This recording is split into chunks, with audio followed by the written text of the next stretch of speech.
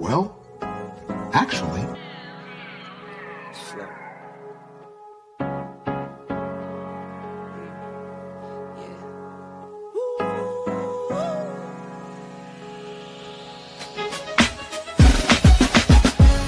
Yeah, I'm watching the rise, and I wouldn't say I'm shocked cause I'm hardly surprised. This one's for the ride, this one's for who knew I'd make it, just needed some time. This one's for my wife, could've left 1,000 times just about my side. This one's for the grind, I knew it would happen, just had the strength in my mind. It's the Travel OG, and welcome to the Black Manosphere Conclave 5.0!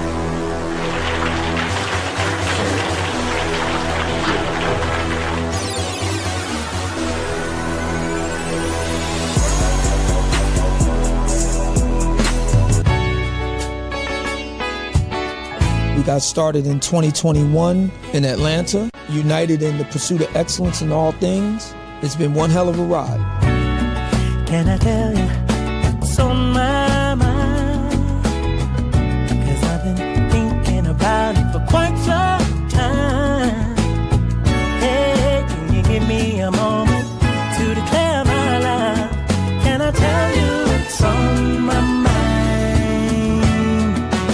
We're now focusing more on opportunities for men, in particular passport bros. Guys who go abroad, they want to have a different lifestyle, they want to have a different achievement abroad. Oh yeah, there's without a doubt the narrative has changed for us greatly. I just finished speaking and having a chance to tell individuals about how to live the American dream outside of America. And I was here to help so many men when it comes to understanding what they need to do in order to relocate. With the political climate, things that are happening worldwide, guess what? Nobody's coming to save us. So it is indicative that we all bound together, tighten up like a fist, and strike a mighty blow against everything that's fighting to stop us, man. It's nothing but good, positive people, good, positive energy with one goal in mind, and that is to make money, get the hell out the Matrix, and enjoy your life. You dig? So shout out to all of y'all. Theme music!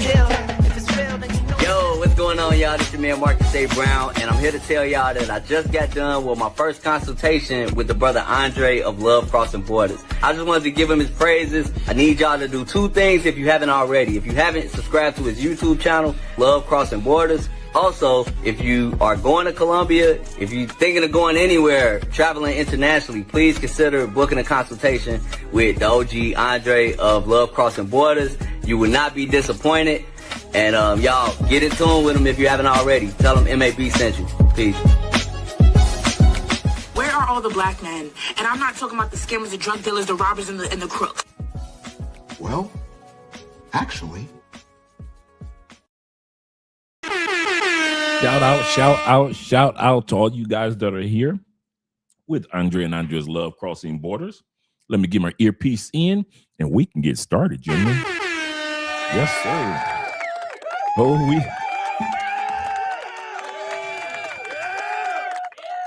Every time I think we got a doozy, we got one that's more of a doozy. I was just eating some Tic Tacs. Let's get ready to get started with this live stream. Let's bring some music in, gentlemen. Shall we? Got 39 in the building. Make sure you guys click the like button. We like you. Make sure that you like us too. Let's bring us some music real quick because I got some things I need to say.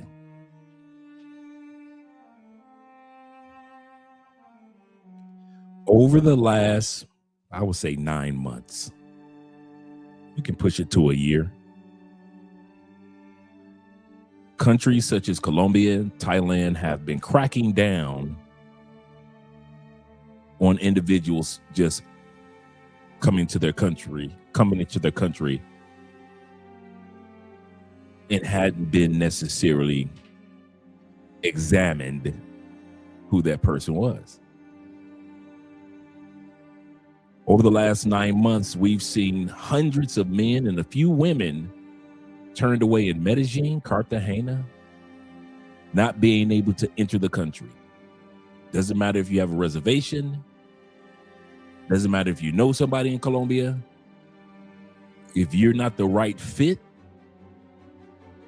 unlike the past, They're making sure that you do not come into the country because they're cracking down on a particular type of person with a passport.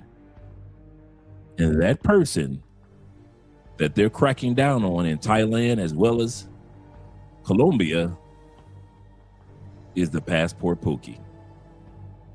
Now, some might deny that there's no such thing as a passport pookie and men can do what they want to do. They're grown men with grown men money, and I agree with that. But as we all know, no matter how we feel, if one person acts a fool, they're going to judge as if we're all acting a fool. So now these countries are starting to crack down. They're not just going to let you whimsically enter into their territory. Well, one of the men that has caused countries to start to crack down is the YouTuber JRello. We're going to look at his story, and we're going to look at the story of another passport pookie. Both these men have found themselves in trouble over the last, in JRello's case, the last 72 hours. In the case of the passport pookie, the other brother, well, he got incarcerated in DR because of his stupidity.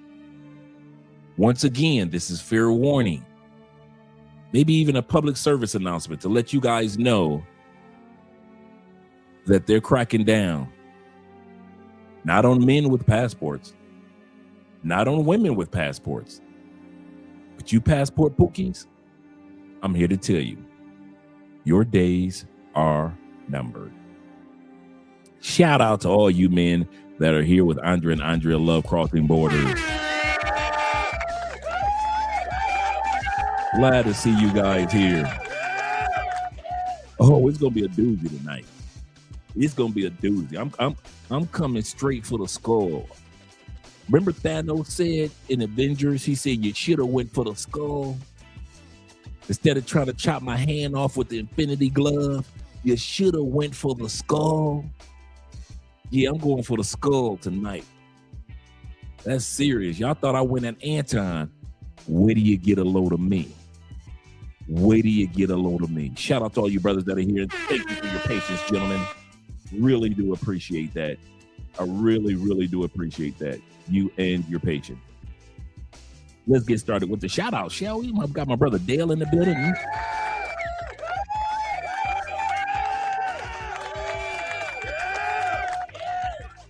Dale is numero uno tonight. Shout out to you being here. We got Kenny Peoples. He say, we're here early, ain't we? Yep, we're here early. From now on, it's 6:30 instead of 7 o'clock. So we'll be here at 6:30 doing the live stream. Shout out to you guys.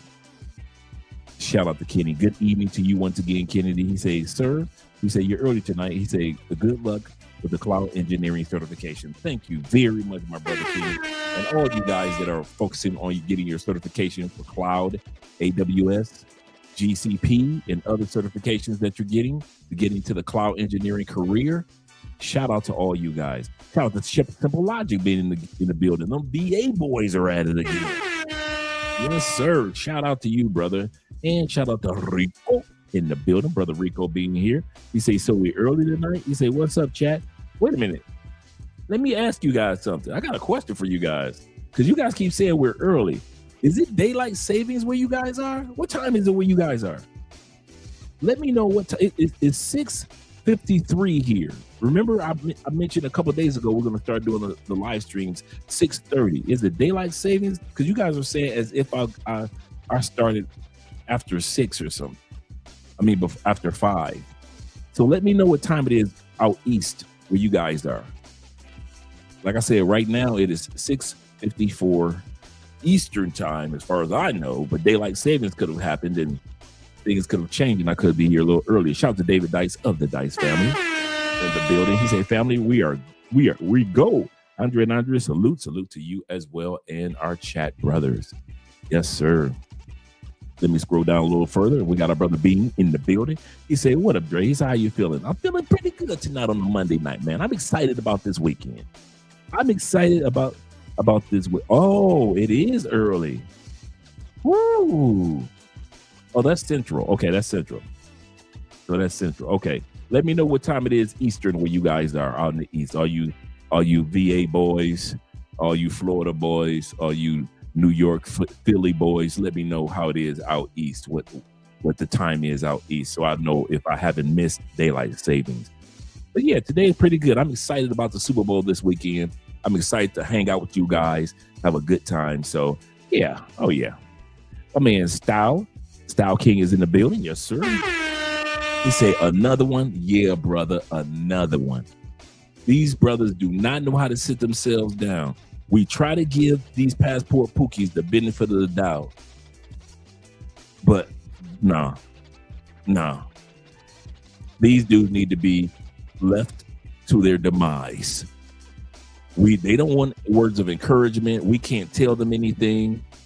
You know, Razor Ray, shout out to Razor Ray. He tries to tell these guys, hey, act like you got some sense in your head.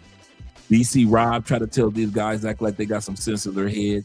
All you other content creators. And yet, they think since they got you know who reminds me of passport pookies? Anton Daniels. Yeah, I said it. I'll say it again. Brother Anton Daniels act just like a passport pookie. What do I mean by that? What do I mean by Anton acts like a passport pookie? He acts like he ain't never had any money in his pocket and he ain't never had no coochie before. Anybody that hasn't had some, let's say Anton was messing around with the little cute Latina that he been walking around with. Any brother that's married know the number one rule is what? Shut the heck up. Keep your mouth closed. If you smashing this chick behind your wife's back, keep your mouth closed. Any true player know that.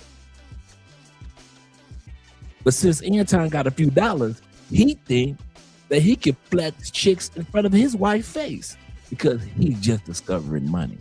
He ain't always had money, you can tell. Same thing with these passport pookies. They ain't never got no pretty coochie, and they ain't never had no dollars in their pocket. They ain't never had a passport. They ain't never traveled. And they try to make us all look bad. Yeah, I know in our community, we talk about, hey, that's him, not me. But it doesn't matter because I don't care if it's Floyd acting a fool. I don't care if it's JRello or any other of these pseudo content creators. I just call them content creators because they don't influence anybody. These are not influencers. And you know, I never talk about this young dude, JRello, but I am talking about him as far as this. Let's put it like this. I'm not talking about JRello, and I'm not going to be talking about the young man that's a passport pookie that we're going to be watching him as well tonight. So we got two pookies tonight, like a double feature movie. And I'm here to tell you guys, listen, just because you got some money in your pocket, act like you got some sense in your brain. I'm serious. Well, Andre, you can't tell me what to do. I can't tell you what to do. I wish you would tell you what to do. You caught that? It don't matter if I say it or J. Clyde, T-Mac, and all the other brothers in Medellin reminds you, Will. All the dudes in Medellin tell you. It doesn't matter if in DR, with this mess with JRello now, in DR, this dude is sitting up here now. He not only have a civil charge against him, now the guy in the situation with JRello has filed this week a criminal charge against this dude. So now he got DR looking for him. So yeah, I can't tell you nothing, but it should be you that should be telling you to do something wise. But shout out to all you guys that are here, gentlemen, Bueller. Thank you for supporting by way of PayPal, Cash App, Super Chat. Appreciate you, gentlemen. Jay Kaysen is in the building as well. Mr. Kaysen representing. Salute to T-Mac in the building also, the Medellin men. My brother Nick, once again, good evening to you, brother. And Profe being in the building, representing. Glad to see you. He said, colored folks running late as usual. Running late as usual. Shout out to you, brother. Shout out to you. Don, aka Don the Don JP is in the building. Good evening, Andre, and to all the chat. Glad that you're here, every one of you guys. Let me scroll down, see who else I can get with our intro. We won't be taking too long today, gentlemen. Our brother Tevin King is in the building, so we know we're doing something right. Tevin says, greetings, everyone, and happy Monday. It's an official Black History Month. Yes, it is. We're going to be doing a Black History episode, U.S. history, and then we're going to do a Black History Global. It's time for us to start learning about what Black people have done globally that we assume that was done in the United States. Not necessarily. It was not necessarily invented in the United States or patented in the United States. There are so many things that have been created by our brothers and sisters in other parts of the diaspora. So we're going to talk about that this month as well. Shout out to you guys. Once again, shout out to my man Nick being in the building. He said, yes, sir, we go. We're for the Flicky Stickies here. What? Yes, sir. He said, it's about to be lit. You know how I am, and you know how I get the Detroit boys. You better back the fuck up out my face, goddammit. I'm from Detroit, Michigan. Don't play with me. Don't play with me. You know how I am. East side all the way. Shout out to Mom Spaghetti being in the building.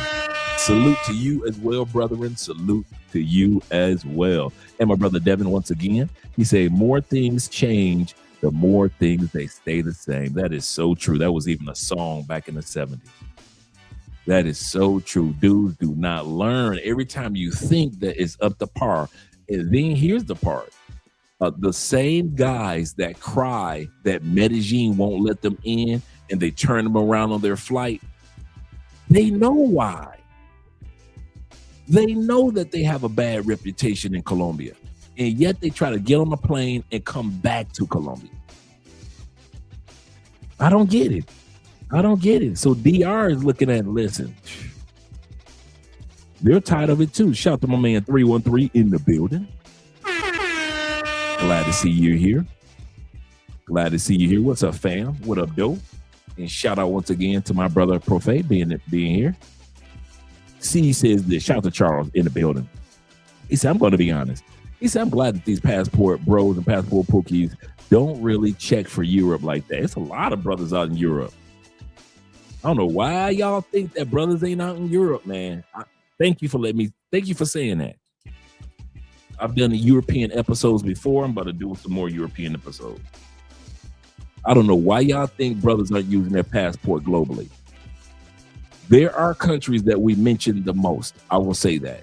We will mention Thailand quite often. Colombia, Brazil. We would talk about DR. Yes, I give you that one. Vietnam, Korea, Kenya, South Africa. We do talk about those. And every once in a while, you could throw off in the mix Ethiopia, right? There are a lot. And I mean, I talk to personally off camera, a lot of brothers that are in Europe. So if y'all think that brothers ain't checking for Europe, y'all got it bass backwards. Now, the Pookies, yeah, they don't go to Europe. I can say that. I can agree with you on that one, Charles. The Pookies, yeah, you rarely see them go to Europe. But here's the part. We make the mistake of thinking passport Pookies are only brothers. That's the mistake that we make. When we talk about passport bros and passport Pookies, we ain't just talking about brothers, because I know some white Pookies that's acting a fool in Europe. They leave Europe and go to Thailand and lose every dime that they saved up for retirement. I done seen that one plenty of times. You talk about some Pookies? Do not think that Pookie just mean black men. I know plenty of white dudes that are Pookies on levels that brothers ain't even thought of. Every time you turn around, it's a white Pookie getting locked up in Vietnam, getting locked up in Thailand, getting locked up in the Philippines, getting locked. You could just take a day and do a 24-hour marathon on white passport Pookies. So don't sleep on the white passport Pookies in Europe. Them Europeans, they worse than brothers. I never come down on my brother. compared to the white boys. The white boys some fools. Shout out to my man G-Mac in the building. The second, that is. He say, what it do, fellas? What up, Dre? What up, Doe, brother? What up, Doe? And shout out to my man. What? My dude. My brethren is in the building. Shout out to them Ohio players. Roller coaster, roller. Shout out to Victory being in the building with the $10 love. Hope everything is going great, man. I got to call you, bro. We got to talk. We got to talk.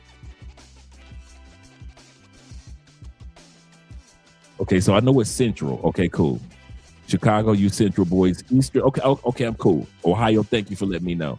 Okay, so I'm good with the time. Shout out to my brother Will being in the building. Glad you're here. We got 103, 104 people in the building, so we're going to get started, guys. I don't get it. I'm blaming on my head, not my heart, not being able to give everybody a shout out. Shout out to them DMV boys in the building. Not being able to give everybody a shout out, such as my brother. YouTubing is a habit, and LJ the Southern Vegan. Glad I got a chance to give you a shout out as well, brother. Hope I make sure I got everybody. I got Dale. Shout out to Devin in the building. Glad you're here. Let me scroll down a little faster.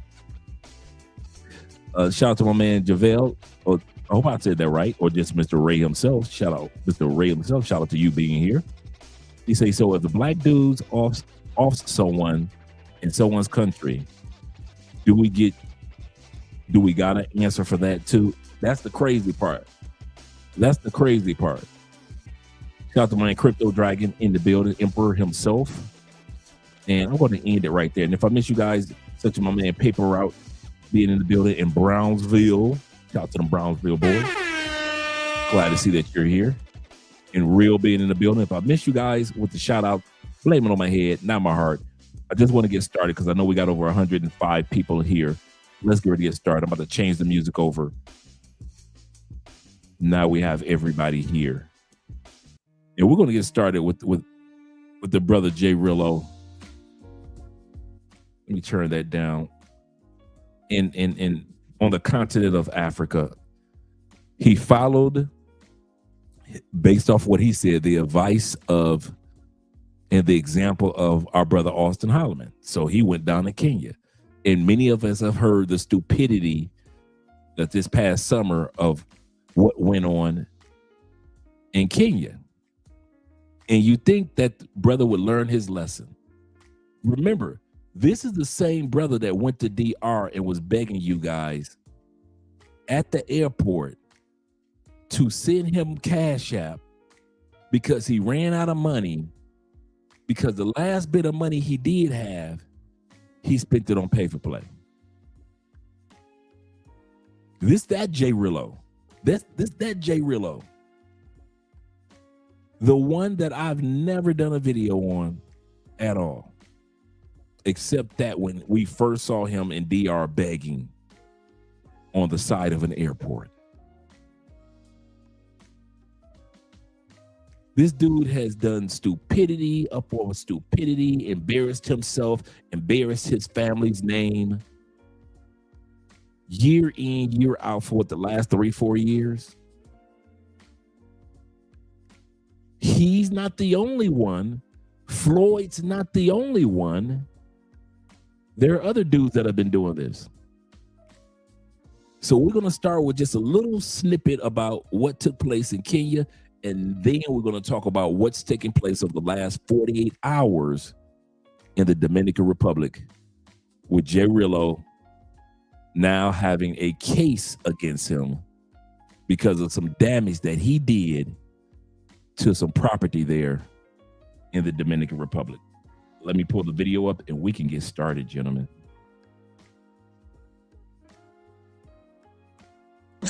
But there's a Black American who is currently in Kenya on holiday. Now, this young lady is talking about the Black American that was at that time period in Kenya on holiday. And of course, that Black American is JRello, right? That Black American that she's talking about is JRello. And that's the sad part. We're this dude's a joke. This dude is hilarious. Can I say something about JRello, man? I'm gonna get to it in a second. Shout out to David Dice with the $10 love. Dave says this. He say, Dre, all due respect. He say, but I truly believe a lot of these dudes will travel channels. Some we know we need to be quiet, that they need to be quiet, and they talk too much, making everything hot for us. Absolutely correct. There are men that think that, and shout out to you with the $10 love. There are men out there that actually think that their actions don't impact the rest of us. There are men out there that really think that you can go to a country, act a fool, and it doesn't impact the next brother getting off the plane. I'm going to tell y'all something real quick before we go back to the video. Do you know that in Colombia, there are a lot, and I mean a lot, and I bet you it's in other countries too, of locals that will not rent a car, a motorcycle, Airbnb to an American. They will tell you, F your American dollars, don't come here. And I mean a lot of them. And I'm talking about way back in the day. I've been knowing about this and I've seen it. We have embarrassed ourselves as black men, black women, white women in these countries to the point where there are people, and any of you guys in Medellin, put a 1 in the comment section. And you guys throughout Colombia, put a 1 in the comment section if you've ever seen this take place. I put a 1. There are locations that the locals do not rent to Americans. They really don't want to rent to foreigners. Y'all think that just because you got dollars in your pocket that everybody want your dollars. There are people in other countries that will tell you, F your American dollars. You can take it somewhere else. You are not renting my Airbnb. I saw how y'all on TikTok, how y'all tore up that other person's Airbnb. You won't do that to mine. There are a lot of Colombians. If y'all think that every Colombian will rent to y'all try to rabbit mine. I'm serious. So all you dudes that think like Dave just said, all you dudes that think that how you act don't impact the rest of us, that's a lie. You know how I know about it too? And I had heard about it. Back in 2020, a few months before the pandemic, a bunch of us met up in Barranquilla for the Barranquilla Festival. Me, Ace Live, Flyboy Way, Kings and Dreams, James. That's when we first met. A lot of YouTubers. But we were celebrating the world's largest Latin-speaking festival. The world's largest Portuguese-speaking festival is in Brazil. The world's Latin-speaking festival is the Barranquilla Festival every February. Do you know there were so many Airbnbs that said we will rent to our local people that are coming. We will rent to people from South America that are coming. But I be dang if I rent my Airbnb to one of them Americans. No. You know how me and Andre was able to get an Airbnb during the festival 2020? True story.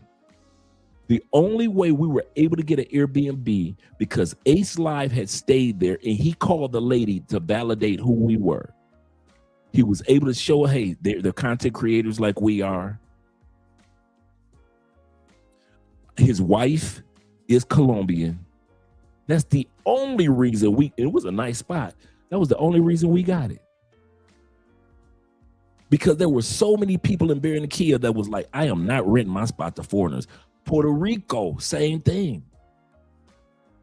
During the pandemic, Americans weren't flying everywhere. So once it started slowing down, a lot of Americans started flying to Puerto Rico and tearing up people's Airbnbs or skipping out on paying the Airbnb full price like they were supposed to. You know what ended up happening with one brother? True story. He tore those people Airbnb up in Puerto Rico. The last time they found that brother, he was floating in somebody's swamp. They found his body true story, found that brother body floating in somebody's swamp. because he went and tore those people Airbnb up and thought he could just skip out on tearing their Airbnb up. And he ended up floating. Same thing with this situation with JRello. He just making it bad for everybody else. For those that don't know, JRello went to DR, tore this truck up. I'm not talking about a little fender bender. When you guys see this vehicle, you're going to be like, dang, bruh. Skipped out, disappeared. The dude wanted to just take him to regular court. But nah.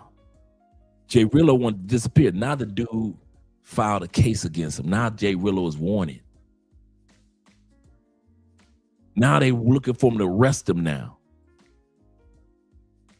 And guess what? That car rental place, I bet you it's gonna be hard for another American to come down there and rent a vehicle from that car rental company. Bet that. I bet you they'll rent to somebody from Europe. Oh yeah. They'll rent to somebody from South America or Central America. Yeah, but I bet you it'll be hard pressed. Let's put it like this. I bet you they even rent to a white brother. But I bet you that car rental spot is going to be hard pressed for one of you American black men to get a car rental from that spot. Well, it don't matter. I go to another spot. It should matter because how I act and how you act impacts. You caught that? How I act in a country, how you act in a country still impacts the next brother that's getting off the plane, the next sister that's getting off the plane. When you travel, since you want to be a passport bro, a blue book gentleman, a passport king, we're going to watch this situation with JRello. And I want you guys that after this live stream, we're going to hear another brother, another Pookie story. After this live stream, I want you guys to really think about the fact that it's not just about me. Because some of y'all act like little ass boys and think that travel is just about you, and it's not. And some of you guys are making it dangerous for the next man. Or the prices go up, the gringo prices go up for the next man. You already messed up pay for play. You Pookies, you ruined pay for play. When I came to Colombia, man, you can get a 10 for $17. You can get you a Colombian 10 for an hour for $17. Now you dudes are paying USD to get Colombian women. USD $100 bills. The big face. Because y'all messed up the price. Y'all messed it up. Wasn't me. What? Y'all made the brothel prices go up. Y'all made street meat go up for a higher price. It wasn't me.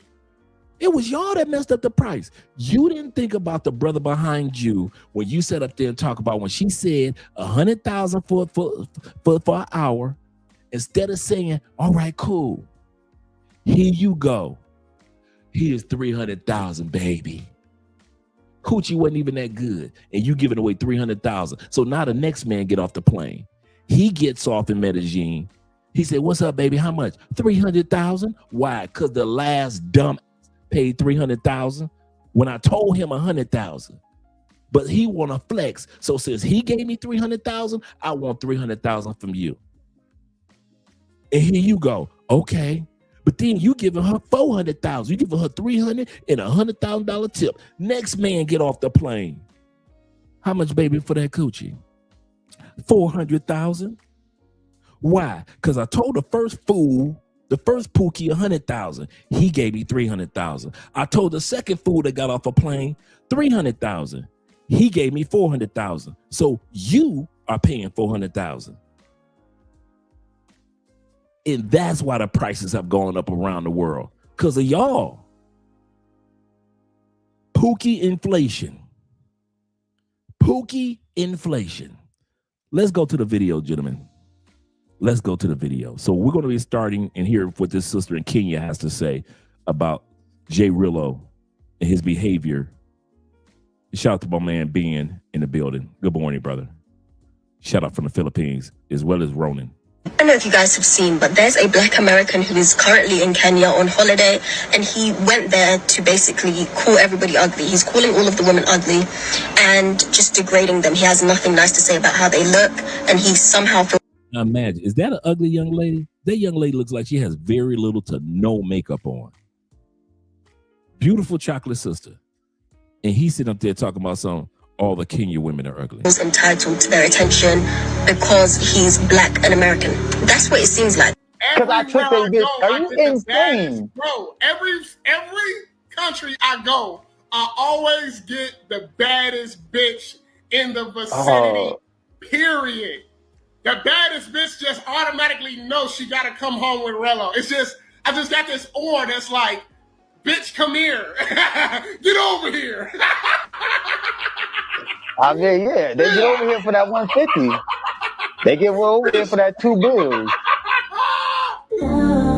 Wait a minute, the way you move that body, you done got my heart all in it, and I just wanna be with you tonight. You've been to Colombia, you've been to Asia. So when you decided to go to Kenya, were you sold the dream? Do you feel you were sold the dream about the way the women look out there by other YouTubers? You know, they yeah. I'm beating you. Shout out to Richie in here. I know Richie was in here. Shout out to Richie Mack in the building. Shout out to all you guys that are here. And my brother Jermon. Shout out to you. Yeah, JRello got hands and feet put on him in Kenya and DR the first time around. Crazy. Austin Holloman. When I catch Austin, I'm beating the fuck out of Austin Holloman when I see him. I ain't gonna lie to you. I'm beating the shit out of Austin. I've been looking at spots. I've been everywhere looking for that bitch. So he's saying that the Kenya women are not as attractive as Austin was saying. So now he wants to go to battle with Austin Holloman. Yeah, okay. Ass nigga, I ain't gonna lie to you. That nigga sold me a motherfucking dream. Him and KG. He knew these bitches was ugly as fuck out here. Mama. Hold on. Shout out to all. Now, maybe what you guys ever notice that it's always the unattractive dudes that always want to call somebody ugly? And I'm not here to judge men, and I'm not here to crack jokes on men and our looks. We're men. We ain't supposed to be pretty. I'll say this again. We're men. We ain't supposed to be pretty. But it's always men. Hey, let's be real. Men recognize ugly when we see ugly in a woman. And even though we don't say it most of the time, we recognize ugliness in a man, whether it be ugly behavior or you just born ugly. Ain't nothing about JRello look good. With a beard, with a mustache, shaved bald, don't matter. This man is ugly. This man can be up there and just put it on the same level of Jay-Z ugly, Lil Wayne ugly. Some dudes are just, they don't have a face game. They ain't got a face card at all. And this dude is one of them. When you see how he smashed that SUV up in DR, you gonna notice it looked just like his face. This man's face looked like he crashed into everything. He crashed his face into light poles, fell on black ice. He looked like he fell straight face forward. You know, when somebody just walk into a pole, he looked like he did that. He done fell on some black ice a couple times. He looked like somebody just smashed him in the face with a rake. I'm talking about a snow shovel. This dude is not handsome. So to sit back and go to a whole country and you only attract ugly women, that says something about you, bruh. I'm gonna say this again. That says something about you, not the ladies. The attractive ones, you say, all I saw was ugly ladies. You shoulda. I'll say it again. You shoulda. An ugly dude like you should only notice ugly women. Ain't no attractive women gonna be walking up on you. Dude, you look zoomorphic. You know when they say 100 men versus the gorilla? You do know you the gorilla they talking about. You ain't a part of the 100 men. You part of the gorilla. So goodness gracious, dude. Sitting up there talking about all the women out here are ugly. You should be seeing ugly women. You an ugly dude. Now, let one of us go to Kenya.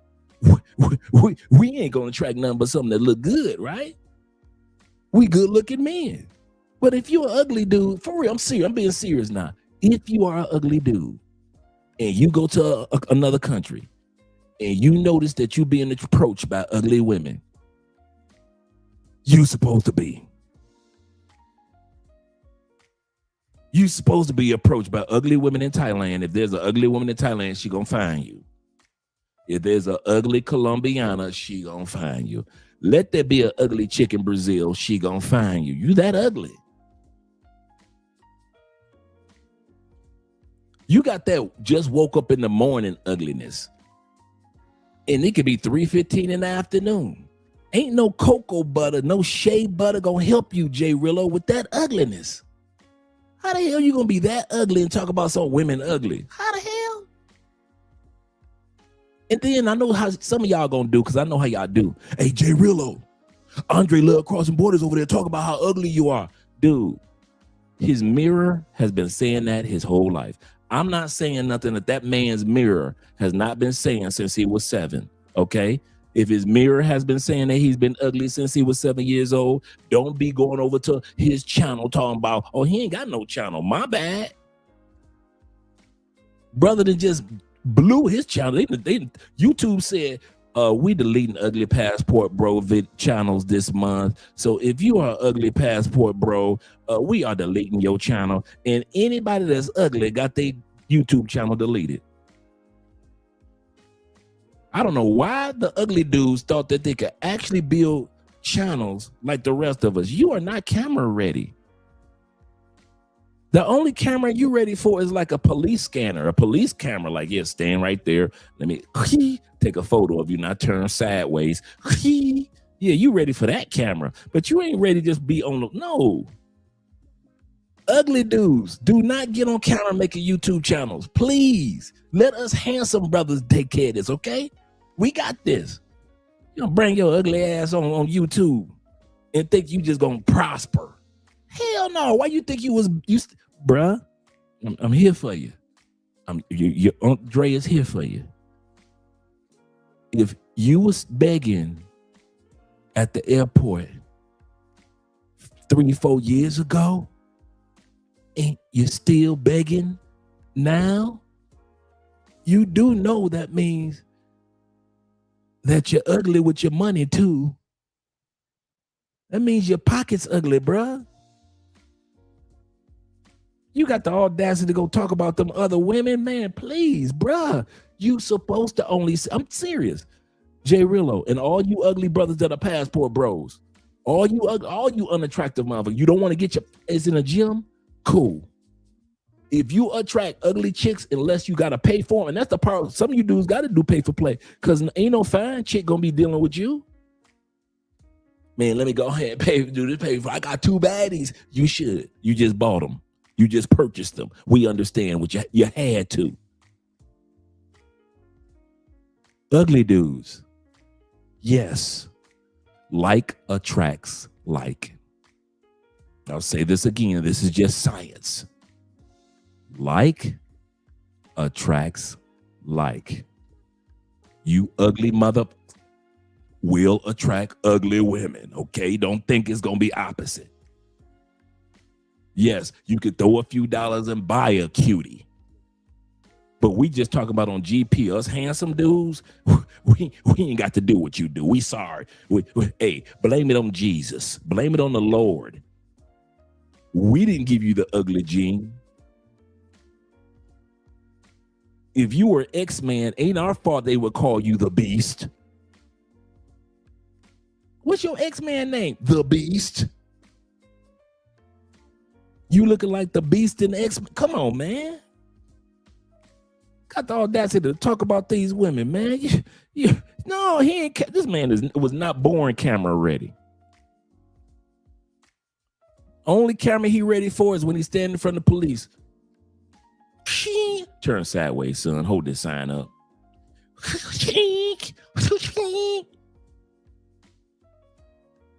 Only camera that man ready for is the camera when the police got their own the little shoulder camera. He ready for them cameras.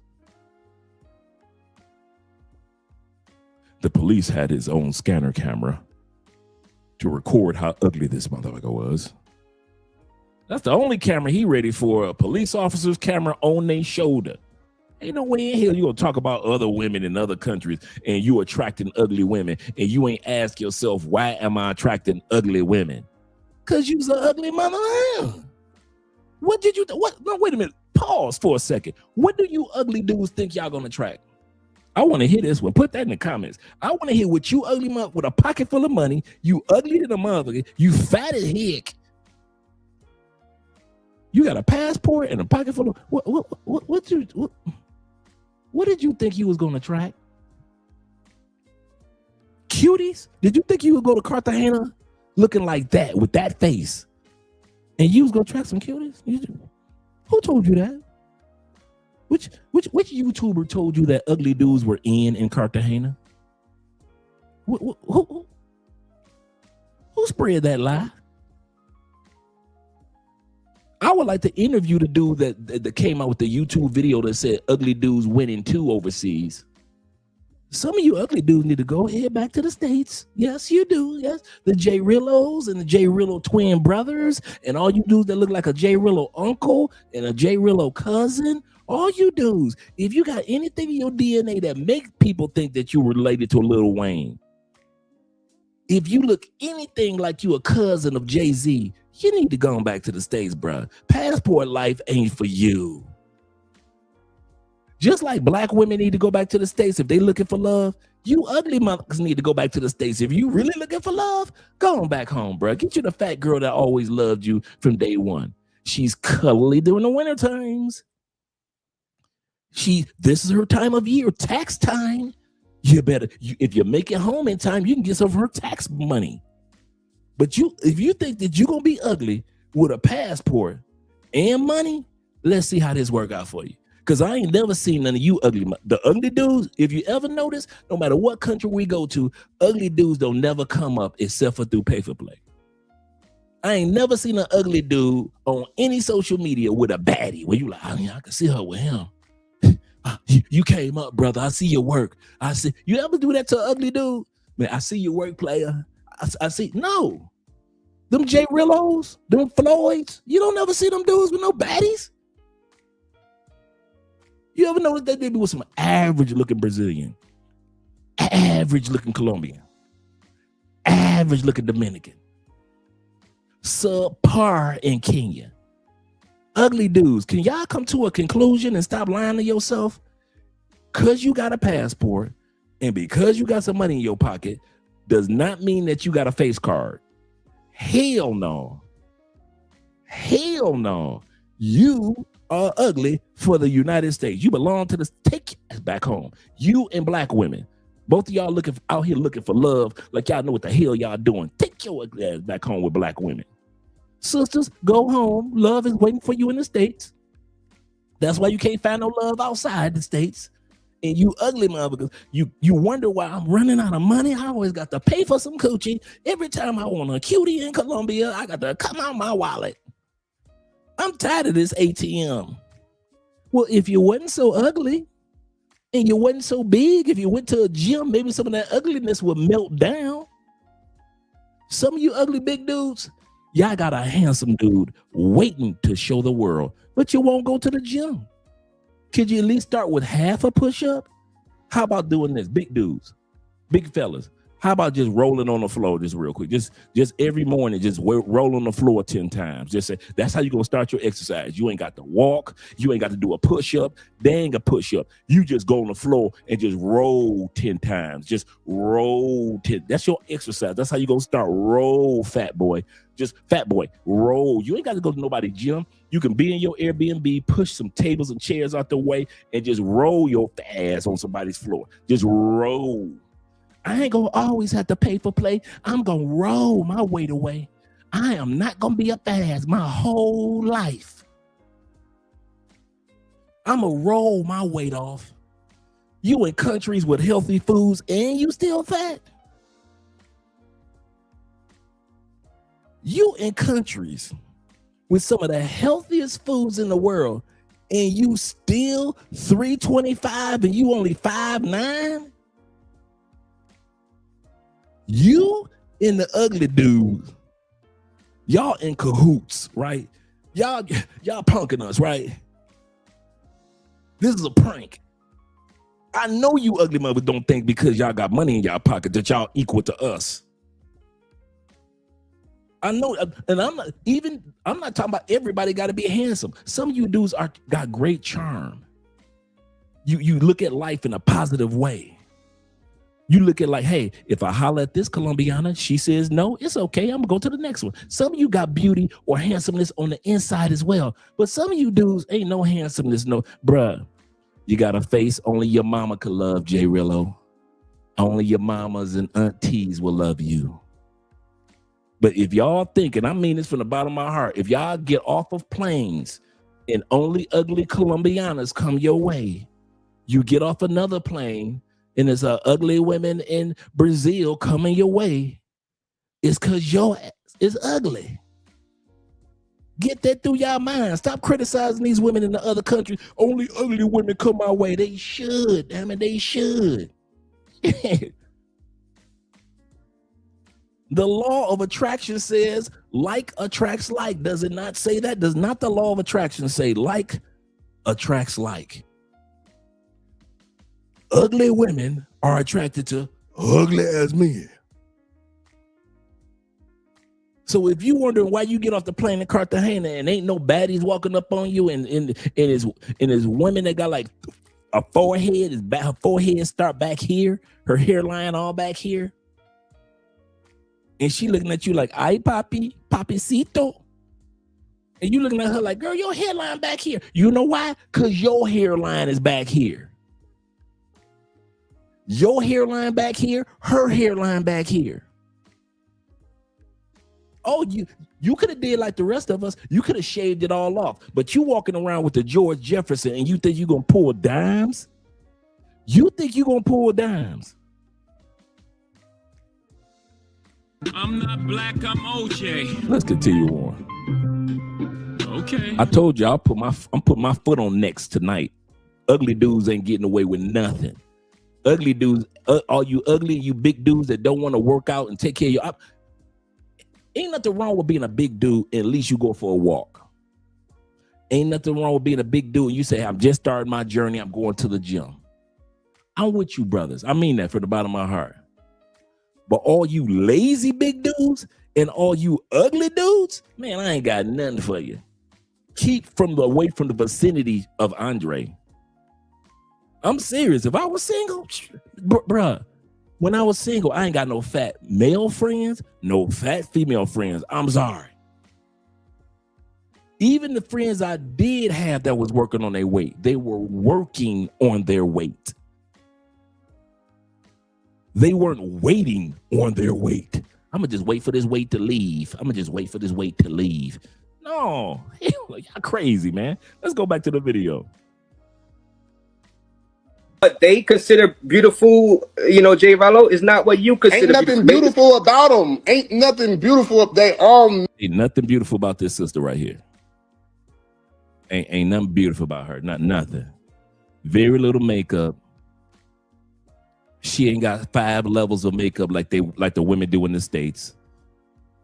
Shout to AMSM in the building. And G-Lock as well. She ain't got 5 levels of makeup on. And ain't nothing beautiful about her. Nothing. She's giving it's ugly. Like, you don't even understand. Beautiful women or beautiful locations where they got beautiful women in Kenya. If you wonder what that list is. Understand, Ray? Like, I wouldn't even fuck these chicks with your dick. You hear me, Jay? All right.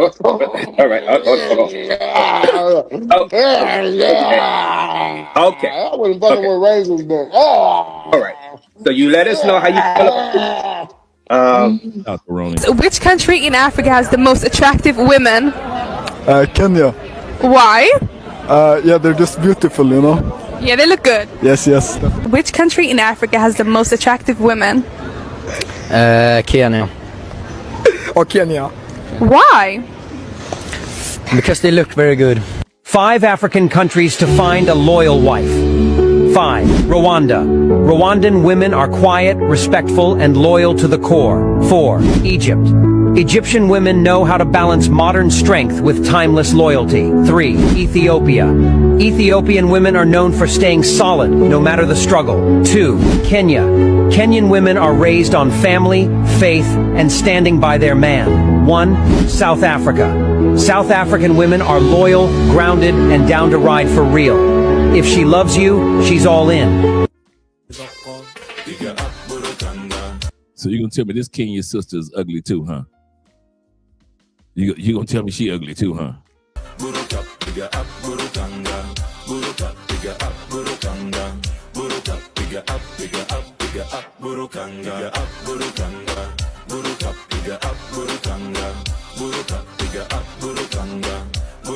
Yes, sir. Definitely.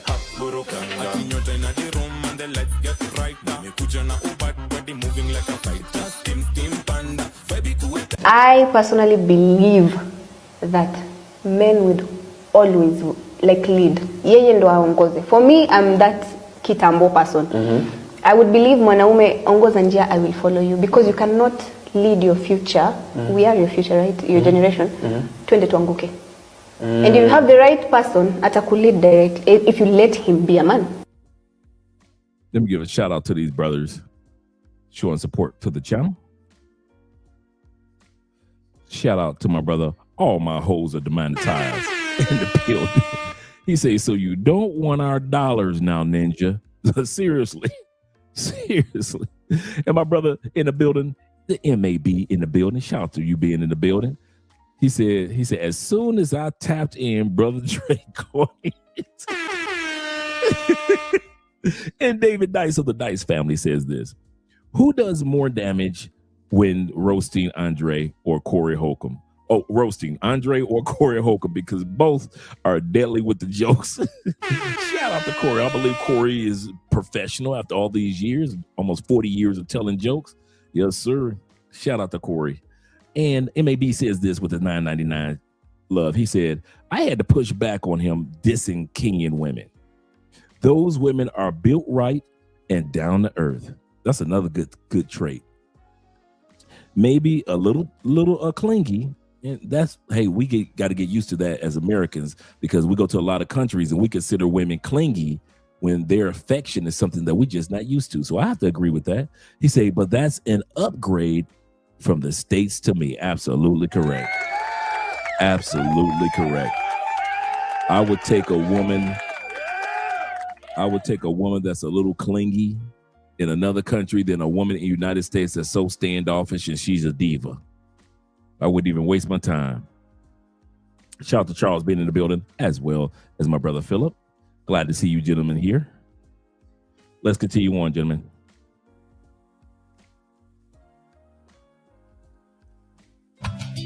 So baby, tell me what you... So he gonna tell me this sister ugly too. So he's saying this sister is ugly too. I'm like I said earlier, and I mean this from the bottom of my heart. Law of attraction says like attracts like. If you're out there trying to make money, money will come to you, right? If you're a good dude, then you'll find yourself gravitating around mainly good dudes, right? If you're an ugly mother, what do you think gonna come attracting to you in Kenya? Ugly women. Ain't gonna be no women that look like this coming y'all way. I don't know why y'all try to pretend. I'm gonna take a flight to Kenya. Not with your ugly ass. You ain't going to no Kenya. Some of y'all need to go to Kenya only for safari, okay? If you going to safari, okay, go to Kenya. But if you think you're going to get some hotties with your ugly, no. You going to Kenya, you got half a mustache. You can't be going to Kenya with half a mustache. You looking like the Batman DC character, Two-Face. You know Batman's villain, Two-Face? Half your face look all right, the rest of it looks horrific. Some of y'all look like Two-Face. And you think you're gonna just get off the plane in Kenya and the women that look like this just go run up on you. You just think they come a running, huh? Ooh, girl, I see him. Where you see him on? I see him on Batman. He look like Two-Face.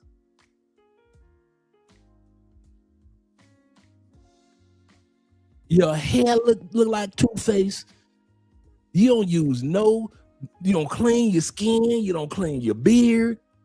You ain't brush your teeth. You don't know how to floss. I'm serious, and I'm not joking now. Some of us brothers be going to these other countries, and this episode is dedicated to the passport pookies and all you dudes that don't know how to do hygiene, you nasty mother.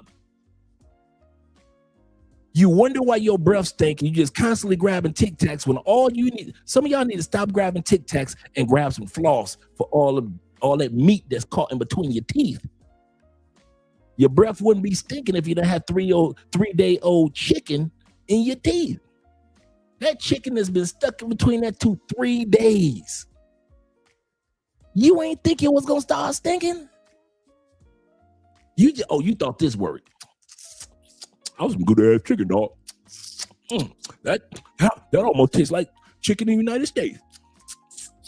You been walking around with funky chicken in between your teeth for 3 days. You got the audacity to be in the face of an attractive woman in Kenya, and you wonder why she ain't giving you no play unless you pay? Some of y'all got to pay for play because your breath stank. You want the truth?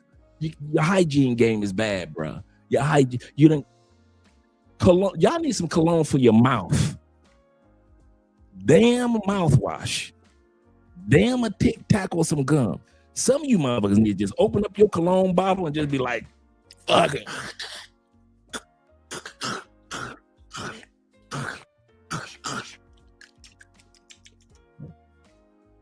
That's what some of y'all need to be doing. You need to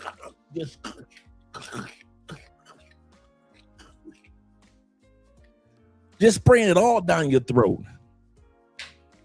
You know, cologne lasts 6 to 8 hours. For 6 to 8 hours, your breath will not be stinking. It may smell like you got a brand new suit on instead of funky breath. Goodness gracious, all you gotta do, I've been saying this for years. Brothers, if you're having issues with gingivitis, a lot of times it's because you just haven't flossed. Because you might got a little carrot stuck in this one, little hamburger stuck in that one from 2 days ago, and you ain't flossed. It is what it is. Brush your tongue. Get a tongue brusher. I got a tongue. Brush your damn tongue. You brush your hair. Some of y'all got the best brush waves. Oh, your brush waves killing the game. Look at me. Ooh, they ain't ready for me in DR. Baby. You got brush waves going around like a spiral, right? Killing it. Some of y'all beard. You brush your beard. That one look good, don't it? They can't play with me with this beard game. You put your beard bomb on there, took care of your beard. You done brushed it down. That beard. I saw a brother on TikTok. He got brush waves on his beard. This brother you can look it up on TikTok. Brush wave beard. This is a brother that got brush waves on his beard. He brushed his beard so long, right? You brushing everything but your teeth and your tongue and the roof of your mouth. Like your funky breath. Well, she gonna skip past that once she see these waves. So you gonna show her the top of your head, and the waves gonna mesmerize her so much. Or she gonna see that beard, and that beard gonna mesmerize her so much that your funky breath, she just gonna ignore that. She's just gonna ignore that you don't know how to floss. She's just gonna know the fact that you ain't made a dental appointment in 5 years. 5 years the last time you got your teeth cleaned. She's supposed to ignore that part. That if she comes to your Airbnb, ain't no tongue brusher in that moment. You don't even know what a tongue brush should look like. You got to get your cell phone and Google it right now. Andre said tongue brush. What is that? I ain't never seen no tongue brush before. What is it? A tongue brush? He must be talking for the waves. You sitting up there like this right now, watching me, brushing your waves and your breath stain. And you wonder why you got to pay for play? Some of y'all pay for play because of your hygiene. Ain't no cutie gonna be dealing with you. Hey, baby, whoa. They call, what's your name? Well, you know, girl, they call me Yuck Mouth because I don't brush and I like my teeth like this. They call me Yuck Mouth because I don't brush. What? How about a little kiss? Some of y'all yuck mouths. Because you don't brush and you like your teeth like this. They call you yuck mouth. How about a little kiss? Hey, that's a cavity. Hey, that's new. So if you don't brush your teeth, then you can too be a yuck mouth. See, all you Gen Xers get that. You understand that one. That schoolhouse rock.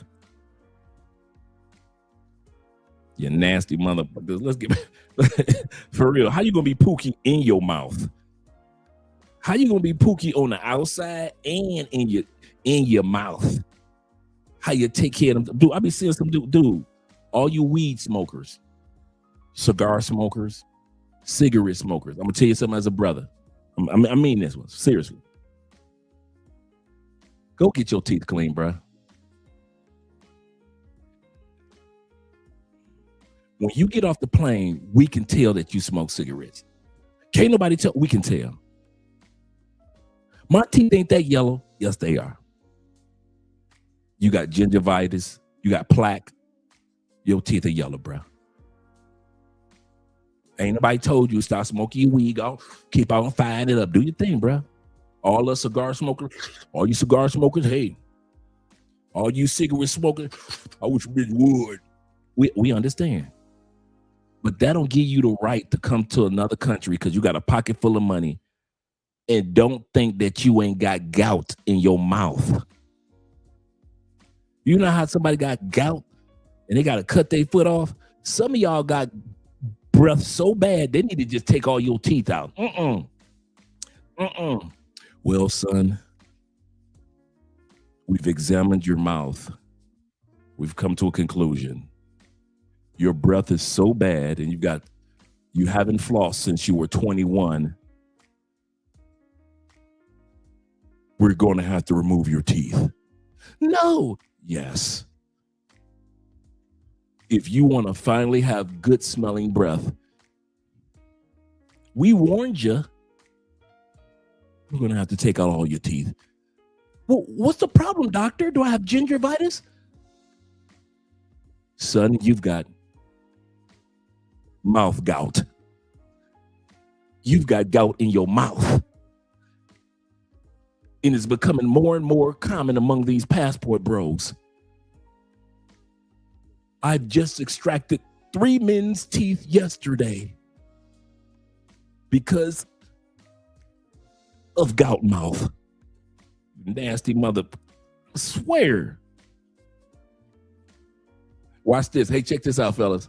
Watch the numbers in the live stream go down. Check it out. Ooh, check it out. Y'all know I always watch. We had 124 people here. The moment I start telling motherfuckers to wash their teeth, we are at 106. We are at 106. You tell men to brush their teeth, they ain't trying to hear that. Brush what teeth? I ain't brushing nothing. I'ma just keep on buying this coochie. Keep on buying it, bro. But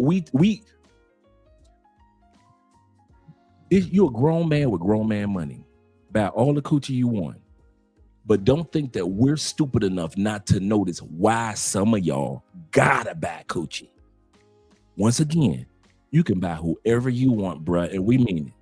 If you a grown man, you've earned grown man money. We are not cock blocking. We ain't not pocket watching another grown man. That is your responsibility. But we are here to tell you, as your brothers, women ain't gonna tell you, but your brothers, we here to tell you. We know why some of y'all gotta do pay for play. You ain't got a choice, Negro. You ain't got a pay for play is like scholarship for y'all. You know how some dudes get the grades and they can go ahead and get off into college, and some dudes, because they can afford it, some dudes need a scholarship. That's pay for play for some of y'all when it comes to dating. That's your scholarship. That's your scholarship. When it comes to dating in Brazil, when it comes to dating in Colombia, you need a scholarship. That's pay for play. Pay for play is your scholarship. That's how you got into school here. You motherfuckers. Nasty mother, y'all nasty, man. And we be standing right in front of you. Hey, bro, what's up, brother? How you doing? And is it just me? And you be seeing that like some dudes got like 4 yellow teeth, like 1, 2, 3, 4. Then they had that one brown one. And you be thinking to yourself, like, while he talking, you be like, yeah, man, I hear what you're saying. Because you be talking about the basketball game, how the Pistons are the #1 in the NBA, right? You're like, yeah. And the whole time you be listening to the brother, because he making sense, but you be thinking like, you want a point, like, dude, do you know you got a brown tooth? Like brown, not gold, a brown tooth. No, not the yellow ones, that brown one, like in between the yellow ones, dude. Look, no, dude, take your cell phone out. Look at your cell phone. Look at yourself. Look past them yellow teeth that you got. No, not the green one. I'm not talking about the green one. That's the one. Do you know you got a dark brown tooth? You want to tell me how that happened? How you get a beige tooth? I've seen dudes with yellow teeth. Some of y'all got beige teeth. A darkish tan. How you got caramel teeth? When did that come in style? When did caramel teeth come in style? I'm looking like, Mom, this nigga got a caramel tooth. and we'll still, that's right, shout out to our Pistons. And we'll still sit up there be talking with a cigarette in their hand. Yeah, man, I think the Pistons gonna take it, dog. I think the Pistons gonna take it this year. They looking good. They just need to get that one trade for a 3-pointer. The Pistons look good. You be looking at the dude like, so we just gonna now ignore that green and brown tooth that you got. We and as a dude, you like, hey, it ain't got nothing to do with me, right? Let's be real, because that's how we do it. We'll look at a dude and we be like, sure, I'm a dude, so it ain't got nothing to do with me. We be looking at you like, I'm glad the female that you gonna be with ain't my sister. You be like, I'm glad the female that you gonna be dating is not my auntie. Serious. For real. Flashy lights. Seriously. You be like, what the dude? So you don't see none of that yellow. How many times you been to Colombia? How the hell you been to Colombia 16 times and you ain't been to one teeth cleaning? You been to DR how many times? I know homeless dudes in DR with better looking teeth than you. Homeless. Dude, I saw a true story. Me and Andre walking right downtown. Andre didn't notice it. I noticed a homeless dude not only brushing his teeth on the side of the riverbank, the dude pulled out his floss and started flossing. I might be hungry and homeless, but I be dang if I be looking like them Americans in the mouth. I wish I would look like American in the mouth. Homeless, but let me go ahead and floss real quick, because I will not be walking around with a green and brown tooth like those Americans do. A homeless dude. True story. You ain't never got your teeth. You need your ass. Let's go back to the video, and I'm about to shut up for a while. But you ain't gonna tell me that because you don't get these attractive women in Kenya that is something wrong with the Kenyan women. The ugly women are supposed to come to ugly dudes. The ugly women in Colombia gonna go to you ugly dudes. The ugly women in Brazil will go to you ugly dudes. So stop acting like you surprised when ugly chicks walk up to you in the mall somewhere. Be with your kind, bruh. You don't want to groom? Cool. So when ugly chicks approach you dudes in other countries, don't be acting all surprised and bewildered. They supposed to walk up on you. Your ugly mother. With your fine face and your lips too. Ooh, and your hair, girl. Team Natural, come and sit too. I wanna graduate from a stalker to your lover. I wanna graduate. Oh. What up, y'all? It's him, the most hated person on YouTube. I want to start this live off by saying I want to apologize to the Kenyan people, to the Kenyan nation, the continent of Africa. I really, looking back and reflecting, I really understand how I could rub people wrong, especially since I was already so envied and basically hated on as one of the most famous traveling YouTubers. This trip has been so crazy, insane. It's just been a really introspective type of trip.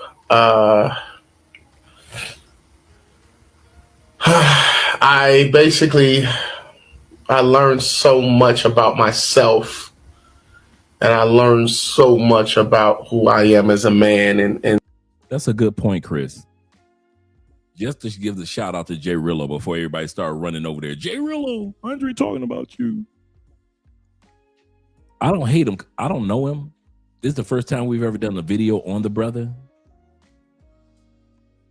Don't hate him. He said yes, and I agree with him. When it comes to these Pookies, it's not just JRello. It's not just Floyd. It's a bunch of dudes that just making us look bad and not coming to the reality that we all impact each other. Just like all the white boys that travel that get scammed, they impact each other. So it is with us brothers that travel. We impact each other. This dude is a child. He's not a narcissist. He's a child. Some dudes never grow up. They got that Peter Pan thing, man. I'm a Toys R Us kid. There are a million toys at Toys R Us that I will play with. From bikes to trains to video games. Some dudes don't want to grow up. They're Toys R Us kids. You can give a Toys R Us kid a passport. That don't make them grown. We got to admit that there's diversity. And yeah, I'm tired of them passport Pookies, just like my brothers. Shout out to my man 0 Milligram, my neighbor. Shout out to you, brother.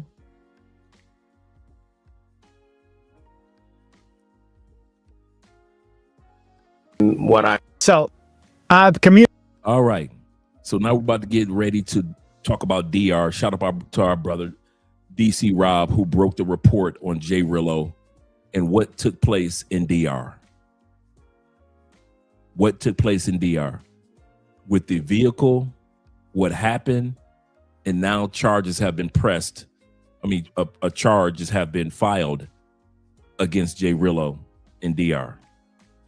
Communicated with the person that this story revolves around, which is the owner of the rental car establishment in the DR.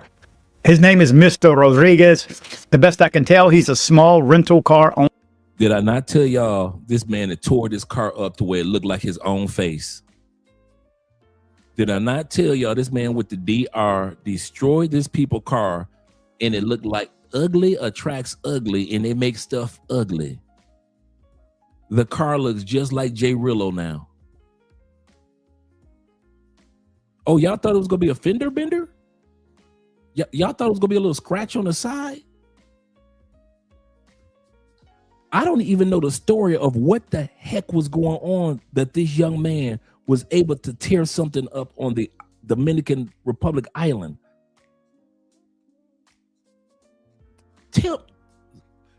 See, y'all laughing. Tell me I'm lying, though. Tell me that car don't look like JRello now. That car face looked just like JRello's face. I don't know, JRello swerving the Honda rentals for real. Shameful. And you wonder why people don't want to rent to us. They don't want to rent Airbnbs. Remember a couple years ago, those older dudes, my age, it was four brothers in Cartagena. Remember that? I wish I had that. I would pull it up. The 4 brothers in Cartagena and the one Afro-Colombian, they took her cell phone. She had like a blonde wig or blonde hair.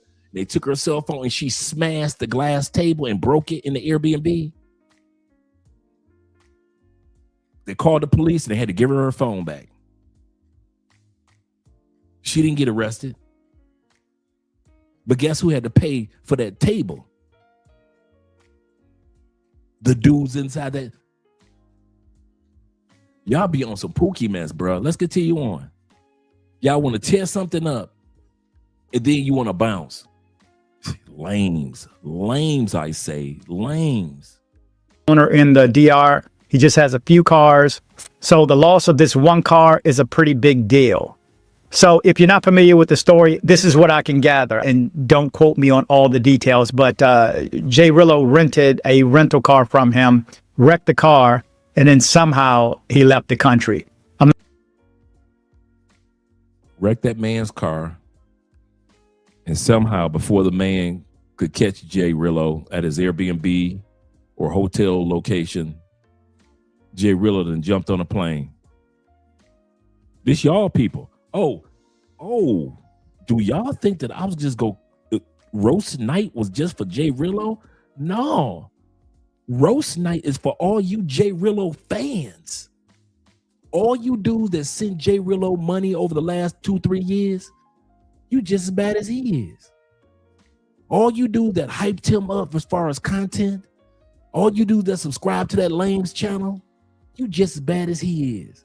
Don't be coming over here to Love Crossing Borders as if, I didn't know. Clench my pearls. Negro, please. All you super chatters to JRello, you just as bad as he is. You know he was a Pookie. All you do is send him money on the first live stream when he was begging for money in DR. All you do is talk about, I got a good heart, man. I'm just looking out for another man. I know God gonna bless me with my blessings. No, Negro. God don't want you to give to everything and everybody. Some of us men already know in life, we got to learn the hard way. Some dudes need to learn that in life, hard head make a soft behind, but y'all didn't let that happen. Y'all stand in the guy's way. Hey, JRello, I'm sending you a $50 cash out. I'm sending you $100 cash out. Some of y'all paid to see him do stupid stuff. Y'all paid to see it.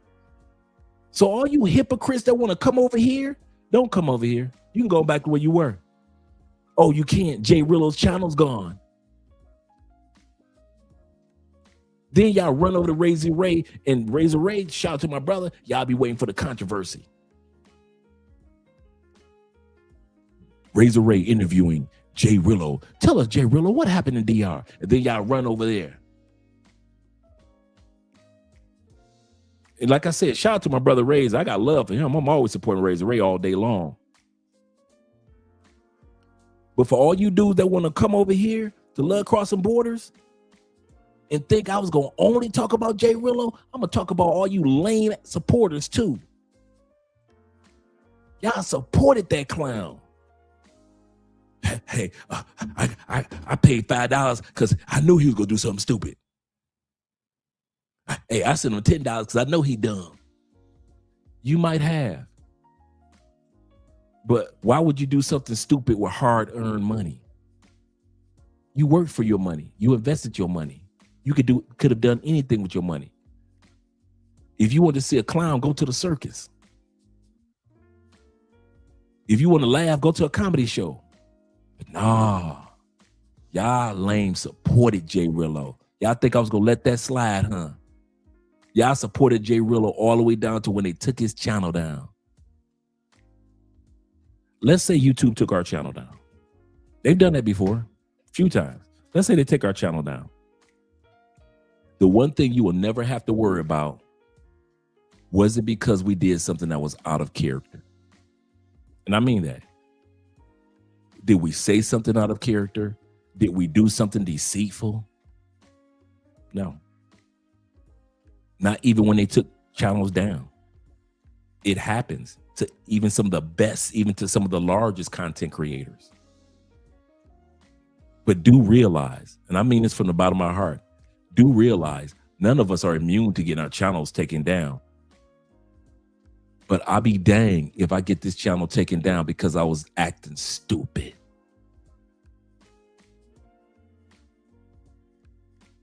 Don't co-sign. Anytime you see something I'm about to do, if you ever think that I'm doing something stupid, you ever think Andrea is about to say or do something stupid, don't support us. I mean that. Don't get caught up with that someday somebody can say, hey, you supported Andrea and Andrea.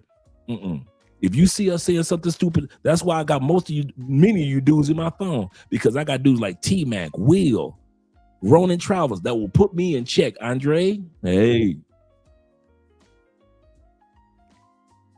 Because I don't want to be known as the dude that's doing something stupid.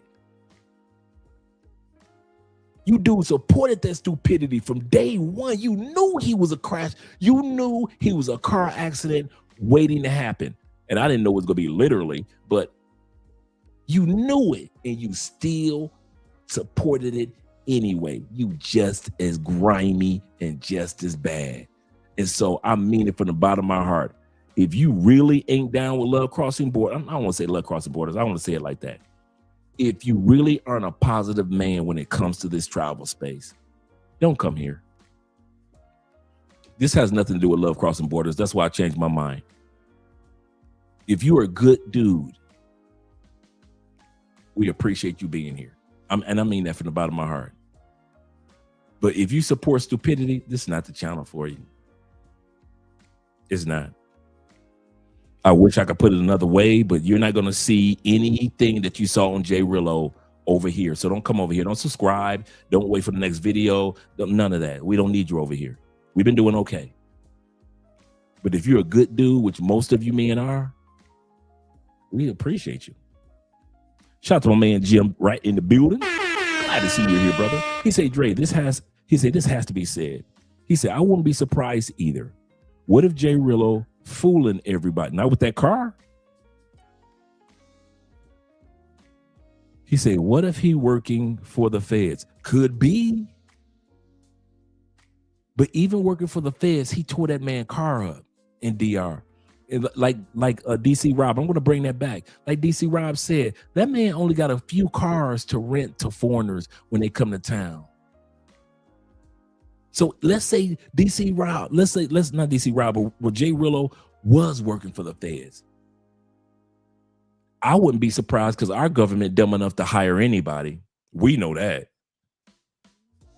So I wouldn't be surprised of any dude. But I can say this. I know what it's like to be an entrepreneur, business owner, LLC.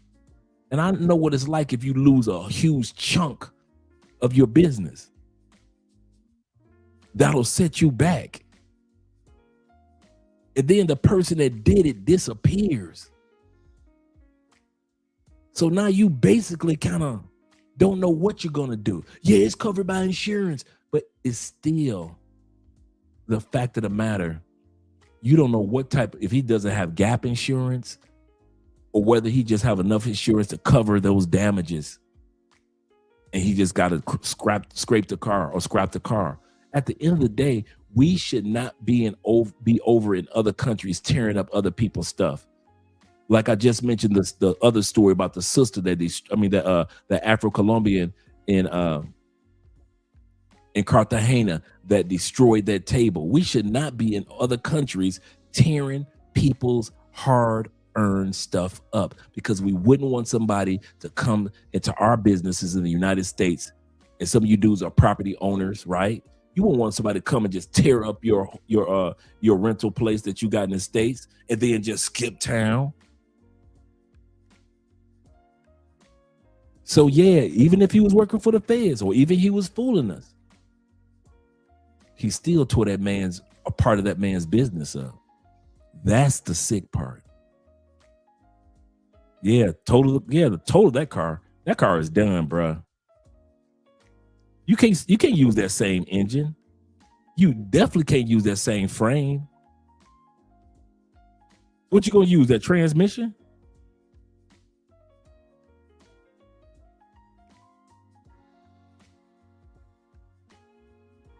Yeah, seriously, I was wondering too. Man. It's sad and sick. It's sad and sick. Just look at that man's vehicle. That man in DR, come on, let's be real. It ain't like the States where we got money in the States. Even the brokest of us would have some money in the States. You in DR, you done bust your butt as a Dominican and you done scrape together 3 or 4 rental cars for these foreigners.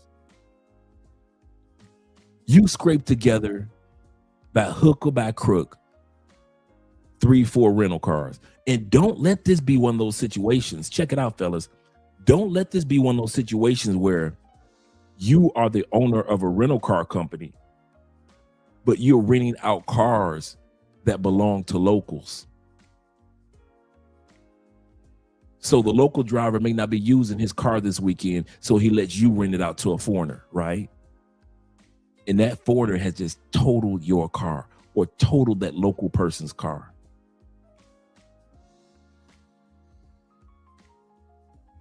Man, y'all, some dudes, these passport pookies don't care nothing about nobody's property. Nobody's property.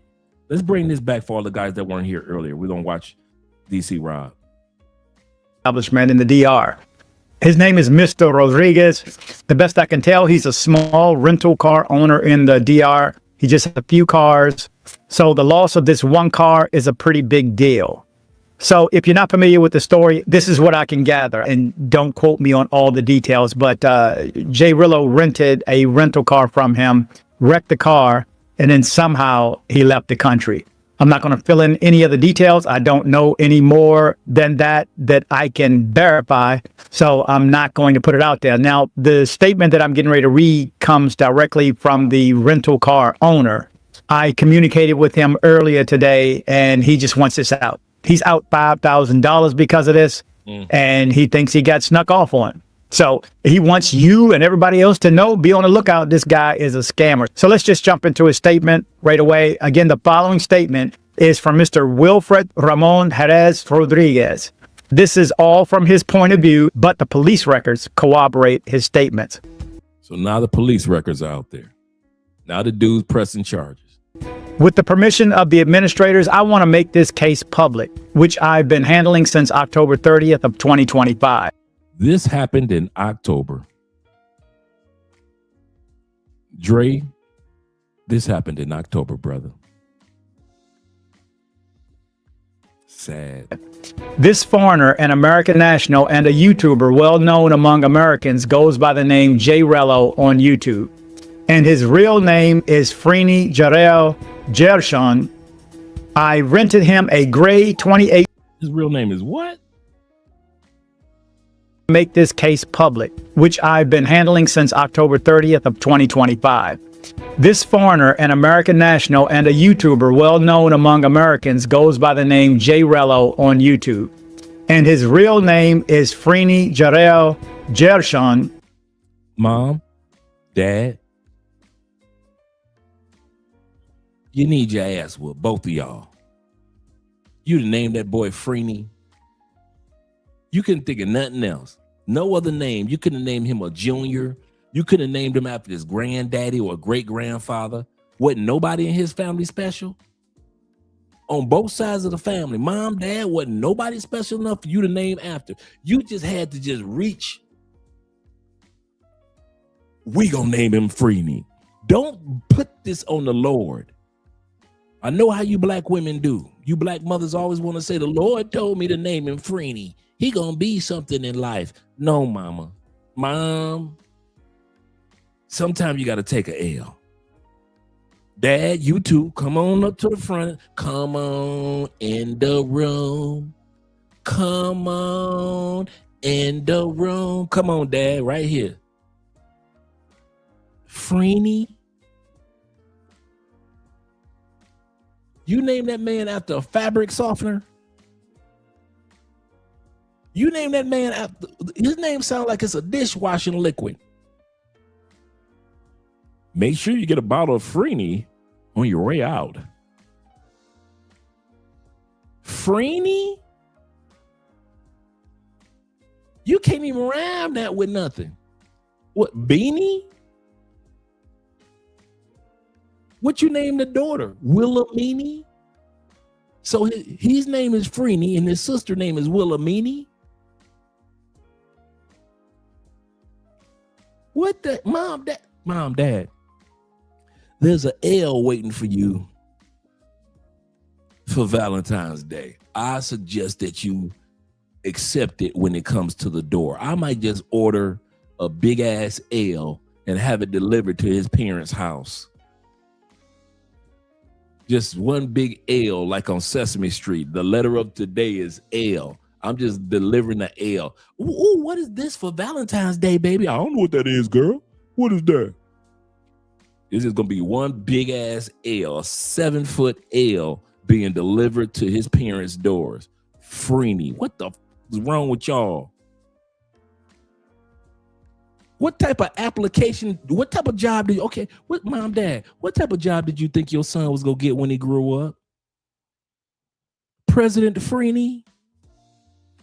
Oh, that famous actor, Freeney? You know, Freeney scored 25 points and 3 blocks. No, that don't sound like NBA either. What you? Oh, my, mom, dad, I get it. You knew your son was going to be a scammer, so you gave him a scammer ass name. I got you, mom and dad.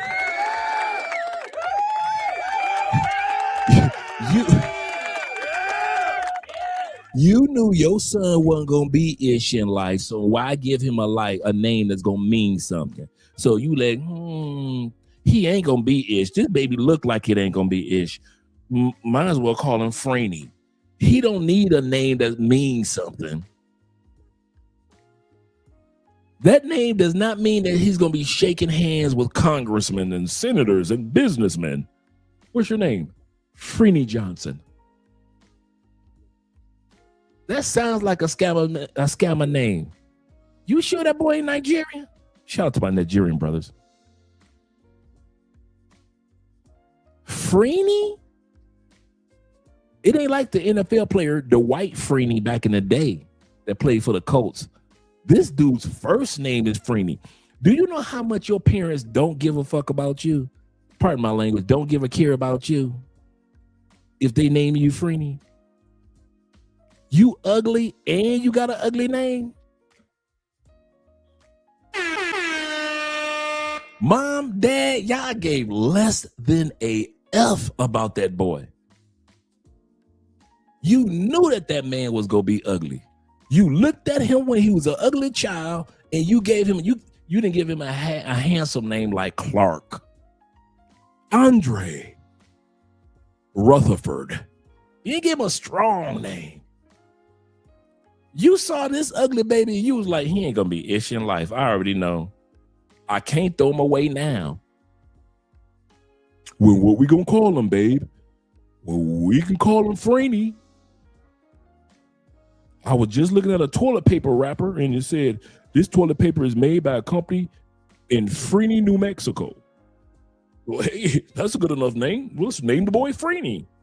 And dad, you co-signed it?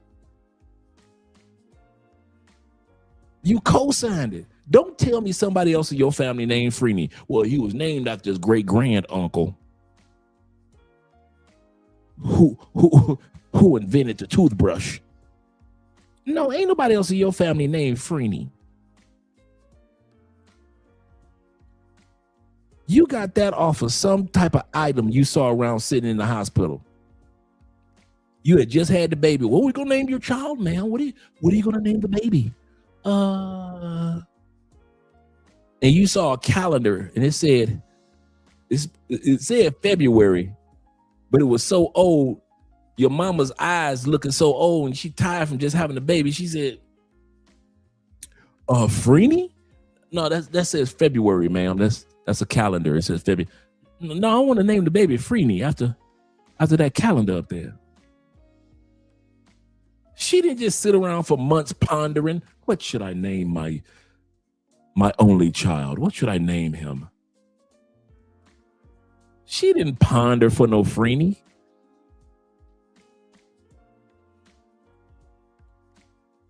Your mama was smart. Seriously. She might as well have named that boy Clorox. She might as well have named that baby Clorox. What's your name? What's it? Chlor? Chlor? Yeah, it's short for Clorox. Your mama named you Clorox? Yeah. That'd have been better than calling that boy Freeney. Freeney, get your ass in here, boy. Freeney, did you do your homework? Freeney, you hungry, baby? The name Freeney means, boy, when you gonna get out of jail this time? The name Freeney means who you owe money to this time. The name Freeney is who you done got pregnant this time. Freeney is a name that you get when your parents do not give a F about what's gonna happen with your life. It could be 50 job applications stacked up. You got the number one requirements for that job.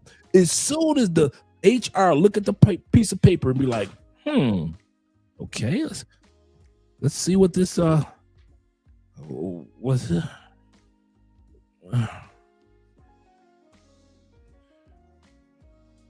Yeah, we gonna damn man, we just go.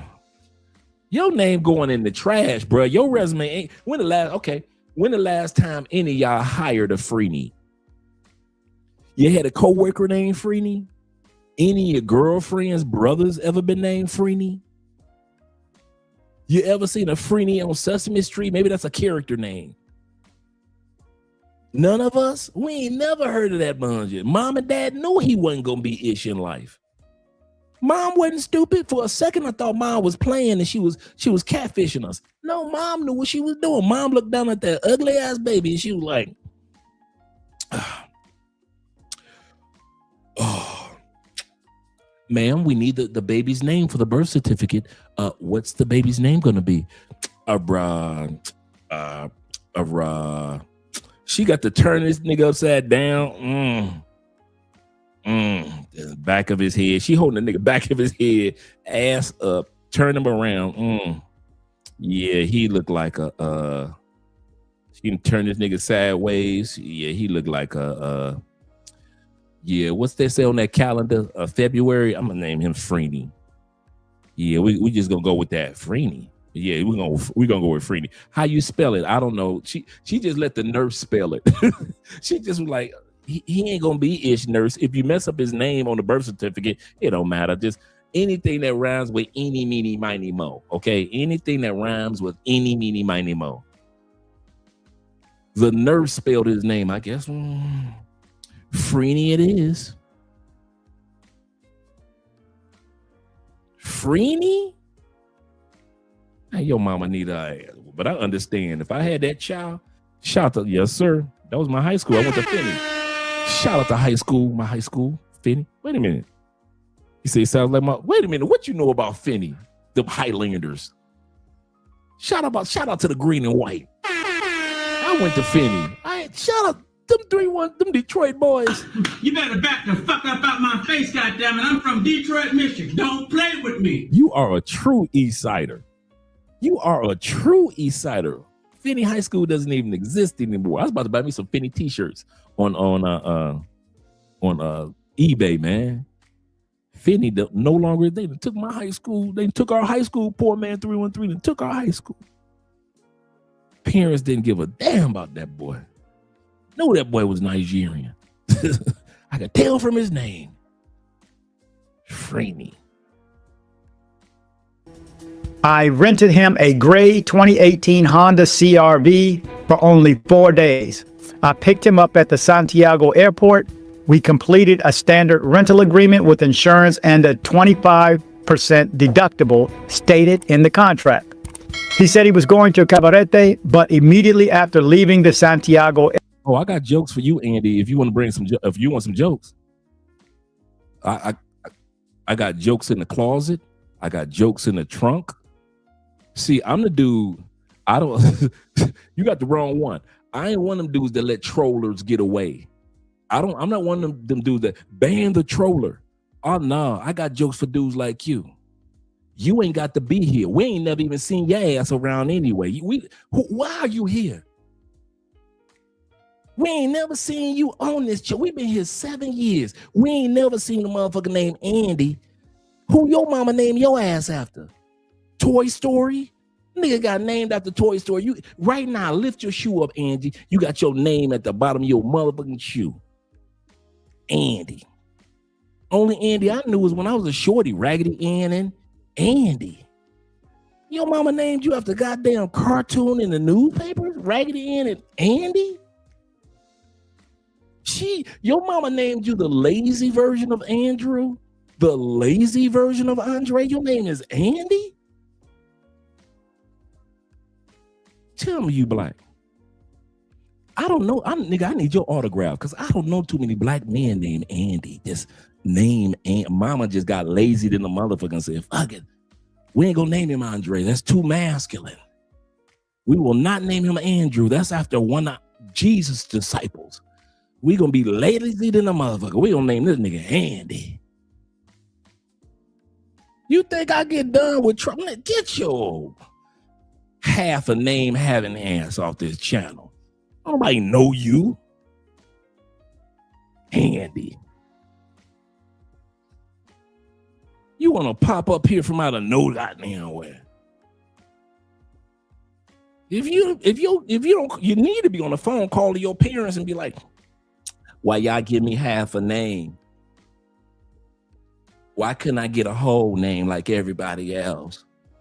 You gave my brothers and sisters a whole mama. Hello?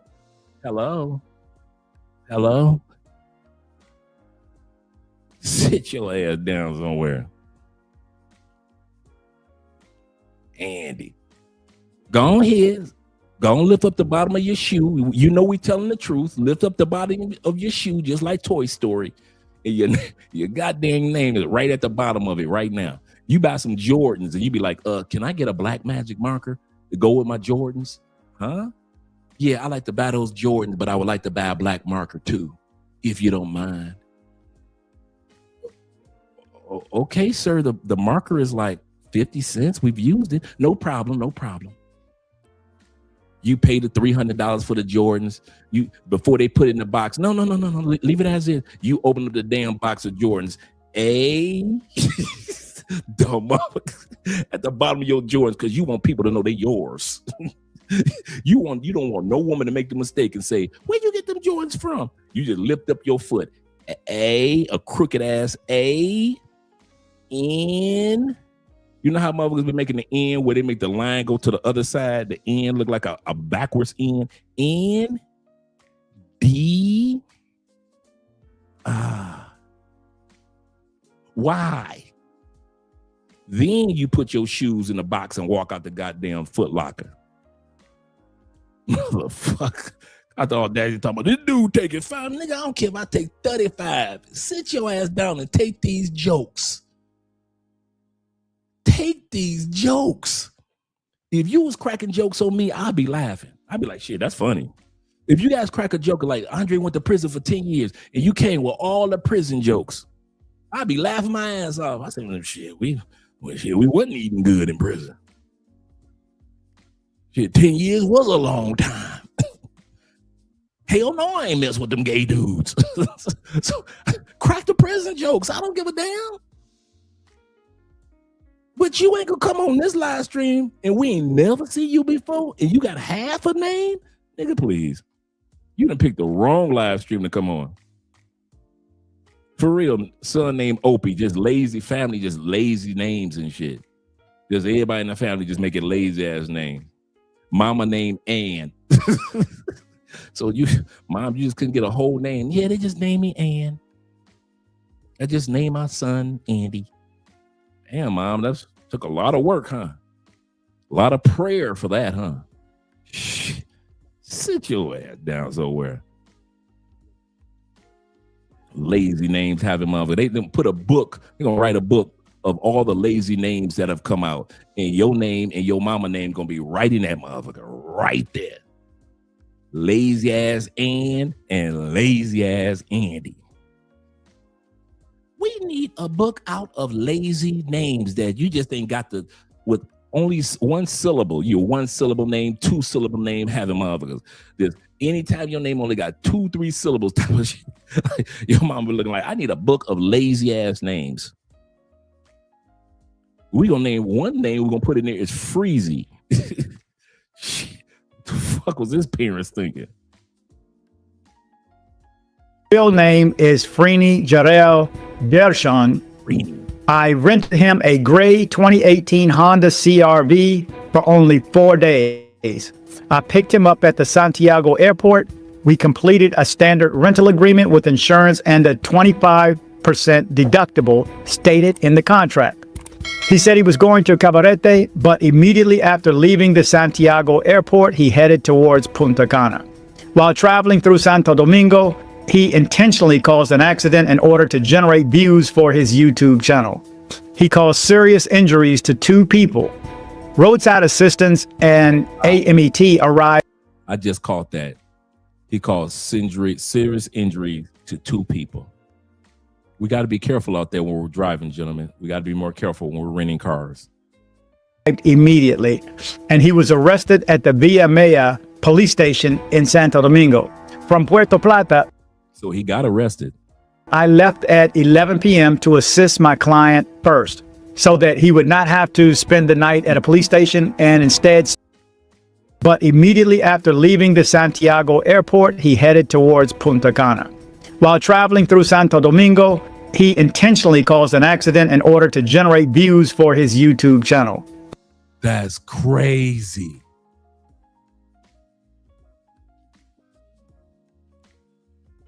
Remember, this was in October, gentlemen. This dude purposely, and these are the words from the guy that owned the car rental. Freeney got his ass out there. No love for humanity. No love for humanity. 2 people in serious injuries. Yeah, Phil, I didn't even catch that before. Get your cousin, gentlemen. Get your cousin. He caused serious injuries to 2 people. Roadside assistance and AMET arrived immediately, and he was arrested at the Villa Maya police station in Santo Domingo. From Puerto Plata, I left at 11 p.m. to assist my client first, so that he would not have to spend the night at a police station and instead stay with me in a hotel in a comfortable room. The following day, September 1st, we went to the police station. I took responsibility for the damages to the third party and for the 2 injured people caused by my client. So he had to take responsibility because of his car rental for the client and his vehicle and any towing that had to take place. That's what the headache that the guy that rented this car to JRello had to go through. Shout out to my brother Blade Runner with the $5 love on Cash App. Sad, man. That's so true, Chris. So true. But okay. And for those that might think that this might be far-fetched, anybody that ever watched Floyd's YouTube videos while he was in the States, where he was getting arrested on purpose with all those police officers, he did it in Indiana, got arrested on purpose. One time when he was in Iowa, he was carrying a rifle case. We're talking about Floyd for his YouTube channel that he had in the States that was going viral among white people. White dudes loved Floyd in the States, loved him. Because he was proving that you could be falsely arrested. That's what his YouTube channel was about. Being falsely arrested from state to state to state to state, right? And the dude had, in one sense, the police officer said, put it down. And Floyd said, I have a right to have this case. Put his own life in jeopardy several times for views. So to hear that JRello did it, quite obvious he had a valid U.S. driver's license. Couldn't have had one from Colombia. Crashing into people. Shout out to Dre in the building. I also paid the bail so that he could be released from custody. He told me to take him to Punta Cana where his family was, and that he would pay me for the damages caused and his 25% deductible responsibility as stated in the contract. Okay, so the guy came and picked him up at the spot of the accident. He said that afterwards he said, take him to Punta Cana. Once I get to my people, I will pay you for the damages, all the extra stuff, and for the ride. I immediately proceeded and traveled to Punta Cana, protecting my client at all times until we arrived. Once there, he told me to keep his passport as a guarantee that he would pay me. We stopped at the Plaza Juan Pablo in Bávaro, Punta Cana, and he went into Jumbo to withdraw the money to pay me. I waited 3 hours and he never came out. He contacted the embassy, obtained a second passport, and left the country. Attached is the formal complaint. Damn. So he went to Jumbo grocery store as if he was going to the ATM. You know, most grocery stores have more than one way in and more than one way out. So he snuck out of the other spot, contact the consulate, the U.S. embassy, got another passport delivered to wherever, and snuck out the country. Charles says this. He said, how's he going to do that when he has been begging viewers for cash apps and super? That's true. That's a good point, Charles. Who are these viewers that are supporting him? That's why I said, man, don't come over here. If they one of them dudes, don't come over here. He said, we don't need supporters like that. Absolutely correct. Absolutely correct. Shout out to you, MAB. Goodness gracious, man. This is crazy. I told y'all it's going to be crazy. These Pookies, man. An arrest warrant so that others are aware of this individual. He is a thief, a scammer, and an abuser of trust. So again, that is from the rental car manager. His name again is Wilfred Ramon Jerez Rodriguez. And that's from his point of view. Let me say how I got locked up out here in the... Now here we go. Just when you thought it was safe to go in the water, we got another passport Pookie. This brother is on TikTok. This happened to him in 2024, 2025. So if y'all think Floyd the only ugly, ugly, I don't know what's going on. But these Pookies ain't never the handsome dudes, man. I swear. Ain't never a handsome Pookie. These Pookies be looking like, oh, this dude got locked up in DR. We're going to listen to his story. He got 10 parts to it. It's not long, but it's long enough. So let's hear what he had to say. Dominican Republic, abroad for over a year and a half. So again, that is from the rental car manager. His name again is Wilfred Ramon Jerez Rodriguez. And that's from his point of view. Let me say how I got locked up out here in Dominican Republic, abroad for over a year and a half, went to a prison, all because somebody lied on me about. It was their fault. They lied. I went to prison for a year and a half in a foreign country because somebody else was lying. Not me. Oh, no, not me. Somebody else was telling these fabrications. But somehow, some way, I was the one that was sentenced and locked up in DR. Let's go, Pookie. Let's see what you got to say. Something that I never even did. All right. So a lot of y'all people don't know, but y'all know, y'all see little clips of my story. All right. I was dealing with a girl, all right, which I thought, you feel me, that we would be able to be in a relationship because we had knew each other. Okay. It always goes back to a girl, doesn't it? And a lot of people would be like, why, how did all this happen? Shorty had my name tattooed on her face. I would have never thought that it would have been like that. And how many of y'all gonna deal with some women in another country that's gonna put a tattoo of your name on her face? I'm gonna say something to some of you younger brothers. Anytime you got a female put tattoos of you or your name on her neck, chest, face, it ain't gonna work out, bruh. I know you think it's cute, it's a flex. Mature men, mature audiences, I think us generation, X, we didn't grow up in an era like that where a bunch of females putting tattoos all on their forehead with my name on it or under an eye or we ain't grew up with that. But I'm gonna say something to you younger brothers. I know y'all think that is kind of cool and kind of cute. She tatted my name. She in love. She put, dude, that us older men ain't never thought that was cool. We ain't never thought a female putting my name across her shoulder, not her shoulder, shoulder blades in the back was cool. Across her chest in the front was cool. We ain't never thought that was cool. You asking for we always said this, our generation, we always said this, no matter if she put a tat on her arm, on her butt, whatever. We always said this. Yep, Blade Runner.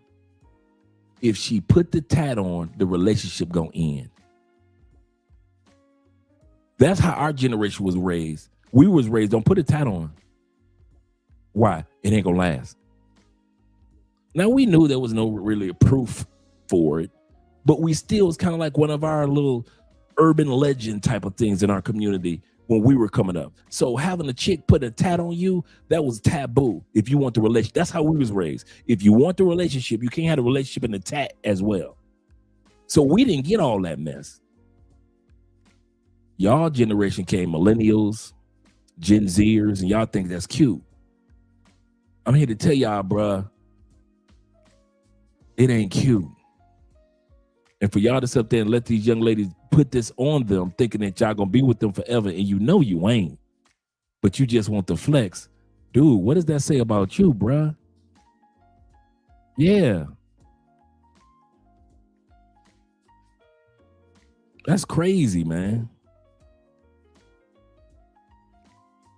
Andre got a little almost invisible butterfly right there. And she got some doves, small little doves back there. That's it. That's it. She is, no. And if you meet Andre, you won't even notice the little butterfly. Just a nice little butterfly right there, little monarch butterfly. And some doves, like small little doves in flight. And that's it. I ain't gonna be walking around with no wife with a bunch of tats. Yeah, I'm like that. I can't stand a bunch of tats on a chick. The new tat is no tats. There's so many tatted up chicks. The new tat is no tats. That's the flex, no tats. Let's continue on, gentlemen. I'm going to shut up for a minute. You feel me? It was a baby involved. So the girl that I was dealing with was kind of like jealous, all the time jealous, always just abusive and always putting her hands on me and shit. But I wouldn't put my hands on. Let me remind y'all, Charlie decided that she wanted to, get me locked up. But let me tell you how she did. First, we never had any problems. We never had any issues. Everything was good. So I posted a video of me in the house. She was arguing about a test that I needed to take, which was been a DNA test. So everybody was like, why you say on the video, you gonna find out? And I was telling her, like, you gonna find out that I take care of my kids. You gonna find out just like how my other baby mamas found out that I do what I supposed to do. This dude say the other baby mamas, plural.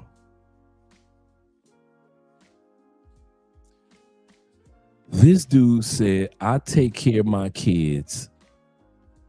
Just ask my other baby mamas. Mind you, the brother's in DR when all this is going on. So based on how he's telling the story, he's got kids. I know I said I was going to shut up. But it's getting juicy, okay? Now you gonna find out that you can't just go to the government when it comes to me because I know how to hustle. So anyway, the girl decided that she was jealous because some women that I dealt with in this in a restaurant, she felt like I was always talking to her, but I was actually trying to like do a business. The lady owned restaurants out here in Dominican Republic, and she was trying to offer me a bar. So I started talking to the lady so we can end up going to the place. We would actually go to the bar and figure out like all the shit that I needed, how much it would cost. It wasn't even crazy amount of money. But I even tried to get her to go. But with her finding out that she was pregnant, which I don't even think she was even pregnant by me, we'll talk about that later. But at the time, we found out she was pregnant. And I offered her, I'm like, hey, yo, come with us to come to the bar and what. Now, with me knowing that she was pregnant, I would never put my hands on her. Never would, never will, just didn't do it. All right. So she decided every time that she got mad and angry, she decided that she wanted to put her hands on me.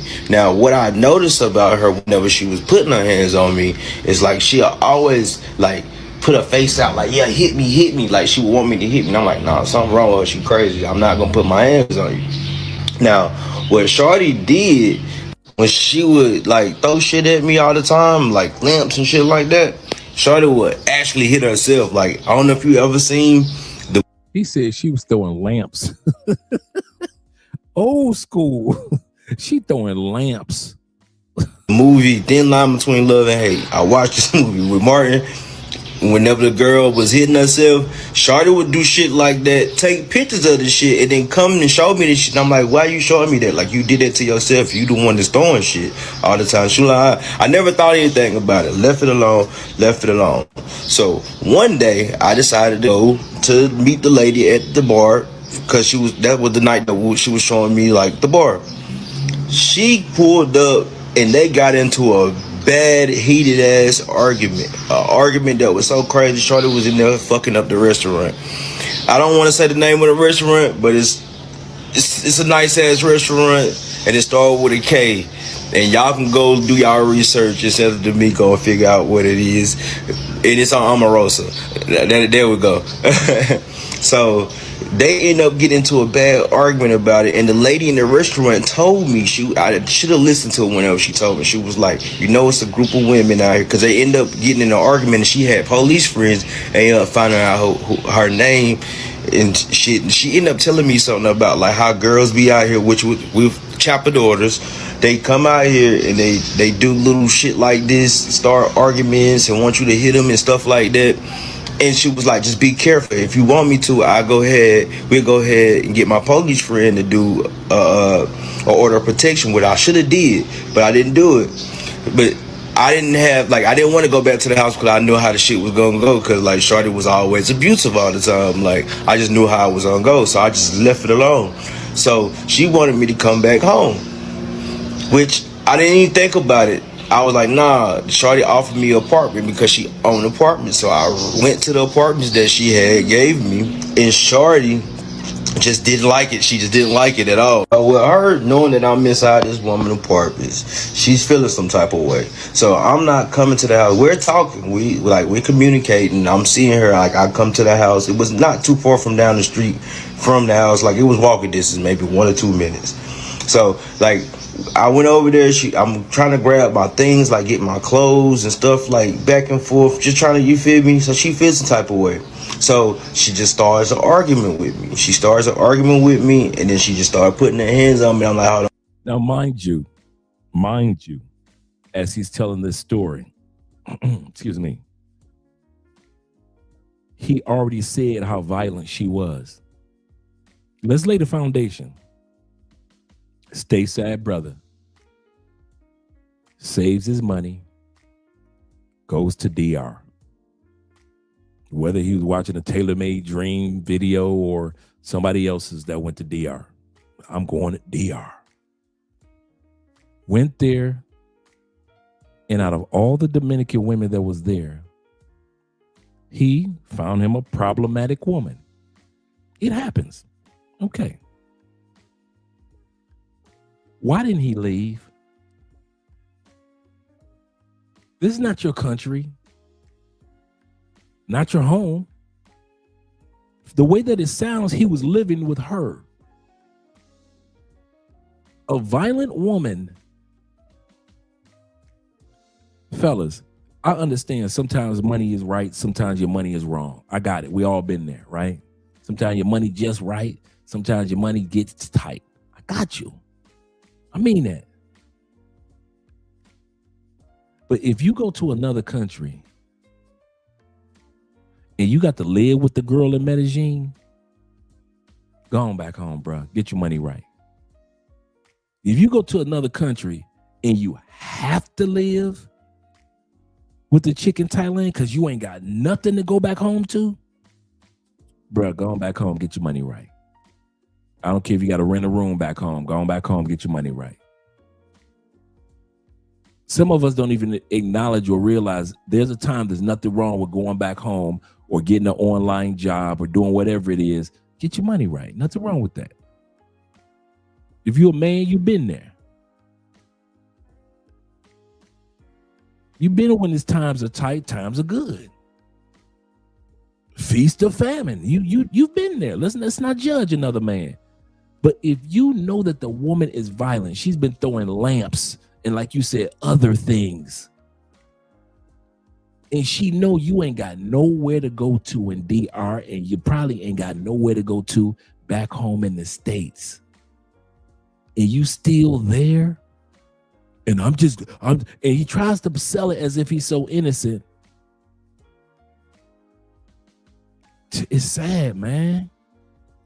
These pookies and this pookie behavior. So for all the dudes that say that there's no such thing as a passport pookie, I beg to differ, because these dudes are showcasing exactly what we're talking about. Low-key observation, why pookie always tells stories from their emotions, like I caught that. No accountability. I'm the victim. It wasn't my fault. It was all hers that I spent 1.5 years in jail in Dominican Republic. Wasn't my fault. None of that was on me. Shout out to my brother I Am F in the building, as well as my brother the African Wolf. He said no accountability, just like I said. I didn't know you wrote that. No accountability, just like other feminists.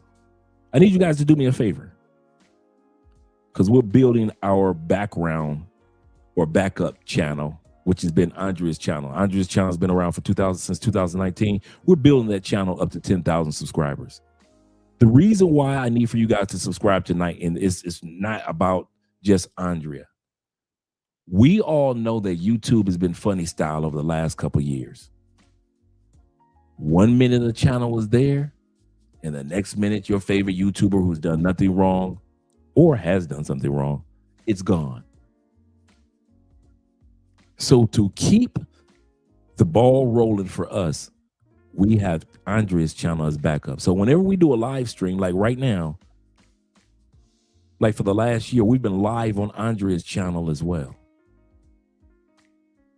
So we need for you guys to subscribe. If you're really enjoying the type of content and brotherhood that we have over here with Love Crossing Borders, just as a backup, just in case, click the link. Andrea's channel is live right now anyway. Subscribe to the channel. And this will be our backup. So just in case anything ever happens, what happened to Love Crossing Borders? What happened to Love Crossing Borders? We got Andrea's channel as the backup. Andrea Wallace TV. And thanks, guys. Thanks for subscribing. Let's now back to the topics, the subject matter at hand. My brother said, Flicky says, say less will be subscribed tonight. Shout out to you guys. My brother My brother already said, he said, Andrew said, I've already subscribed. Shout out to Andrew Craig in the building. I didn't know Andrew was here. And Zeta. Oh, man, the family's in the building. He said, these Pookie, they mess it up for us so bad. So bad. Let's get back to the video, guys. And thank you guys seriously for subscribing over there with Andre's channel. Let's continue on with this story here. My bad. Wait, I ain't with none of this. She even like I just over exaggerated everything and just started just throwing herself, like literally just throwing herself on the ground. And I definitely have videos of that for you guys, and I just haven't posted a lot of these things. But she was just throwing herself, and I'm just watching her throw herself and whatnot. And I'm like, man, let me get the fuck up out of here. And I just left. I left, but I left some of my shit there, which I was trying to grab. That was the whole point of me even going over there, just to grab the rest of my things. So I leave, and then she's like, oh, I didn't even think anything about it. She's like, oh, I fell out, and I'm just going to the hospital just to go check on the baby or whatnot. And I'm like, huh? You fell out, but you didn't, like, you just throwed yourself around, like, you just throwed yourself around the house and whatnot. But come to find out, that is when she was building up her order of protection shit against me. So she went to the hospital and told them that I punched her in the stomach like numerous amounts of times, which I never did. I record everything. I record, especially when it comes to women, especially in a foreign country. I record everything. I record everything. So she said I punched her in the stomach, kicked her, and did all kind of crazy shit. Man, it was no bruises on this woman whatsoever. So I'm not thinking about any of this shit. I'm like, man, look, I'm about to get ready to leave. I went back to, I was already at the crib, but like the lights and shit was always cut on and off inside the apartment that I was. Well, her knowing that I was very uncomfortable with being inside of the house with the lights and shit being off, she's like, all right, come to the house, baby. I'm sorry. I should have never did this. Just trying to get me to come over there, to come to the house, which I didn't have no problem with because I'm the one that paid for the shit. I was the one that was written out the motherfucking shit. It was just in her name because she fucked up my app. And when I think about it, when I think about this shit after the long run and how everything is done, I feel like she kind of fucked it up, the app, doing that shit so she can get the house so it can be on her terms, versus it would have been the other way around. If the police would have came and it was in my name, they would have just kicked her ass out. But anywho, so she tell me to come over to the house. I'm gonna cook you breakfast, like just shit, normal shit that I was used to her doing for a nigga every day, like cooking breakfast, So I get over there.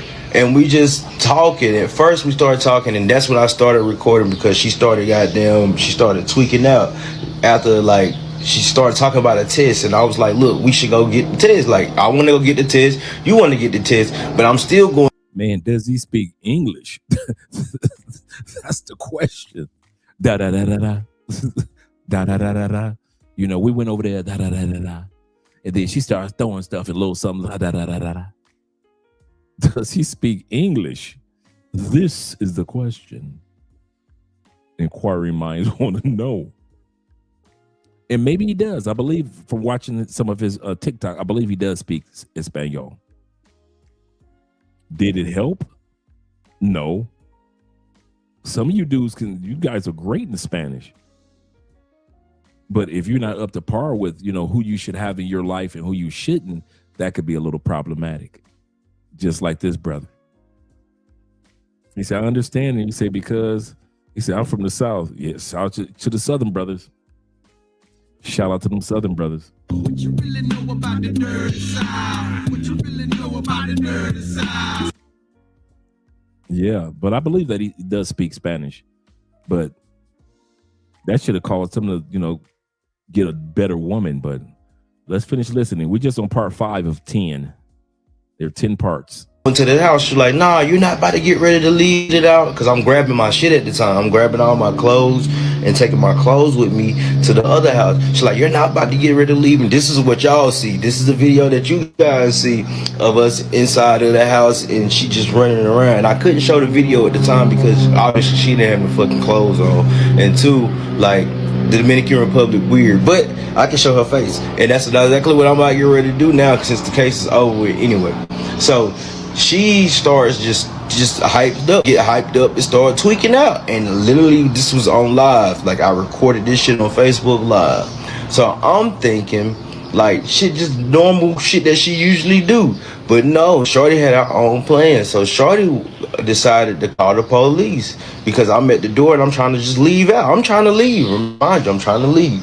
She calls the police and have them come here. So that's when I walk out the door. I mean, not at the door, walk to the gate, and I'm trying to tell the police, like, hey, look, please, get me out of here. I just wanted to get my stuff. I just want to leave and go home. Like, can we just let me leave? And the police had their own fucking thing. They grabbed my ass, locked me up, and took me into the car. We on the ride. Now, mind you, on the ride over there, this girl is literally in the car saying how she's gonna get me locked up and how like I'm gonna go to jail and prison and I'm gonna be here for 20 years and da-da-da-da. She's saying all this shit, saying how I'm gonna tell them I'm gonna just lie and do like she's saying this shit in the car. Well, remind you, we in the Dominican Republic, but in her head, she thinks everybody, she's the only, for some odd reason, she feel like she's the only person that speaks English. Come to find out in the future, the police that was in the car spoke English. And she was just saying all this incriminating shit about herself. And this is what helped me at the end. So she speaks English. And not that he spoke Spanish. And he probably speaks Spanish by not being in jail for a year and a half. Just imagine how good your Spanish is. Being in jail in a country for a year and a half. You ain't got a choice to have good Spanish, but have good Spanish when you walk out. So she's in the back of the police car, I guess, talking to him recklessly, not realizing that there are English speakers as the police.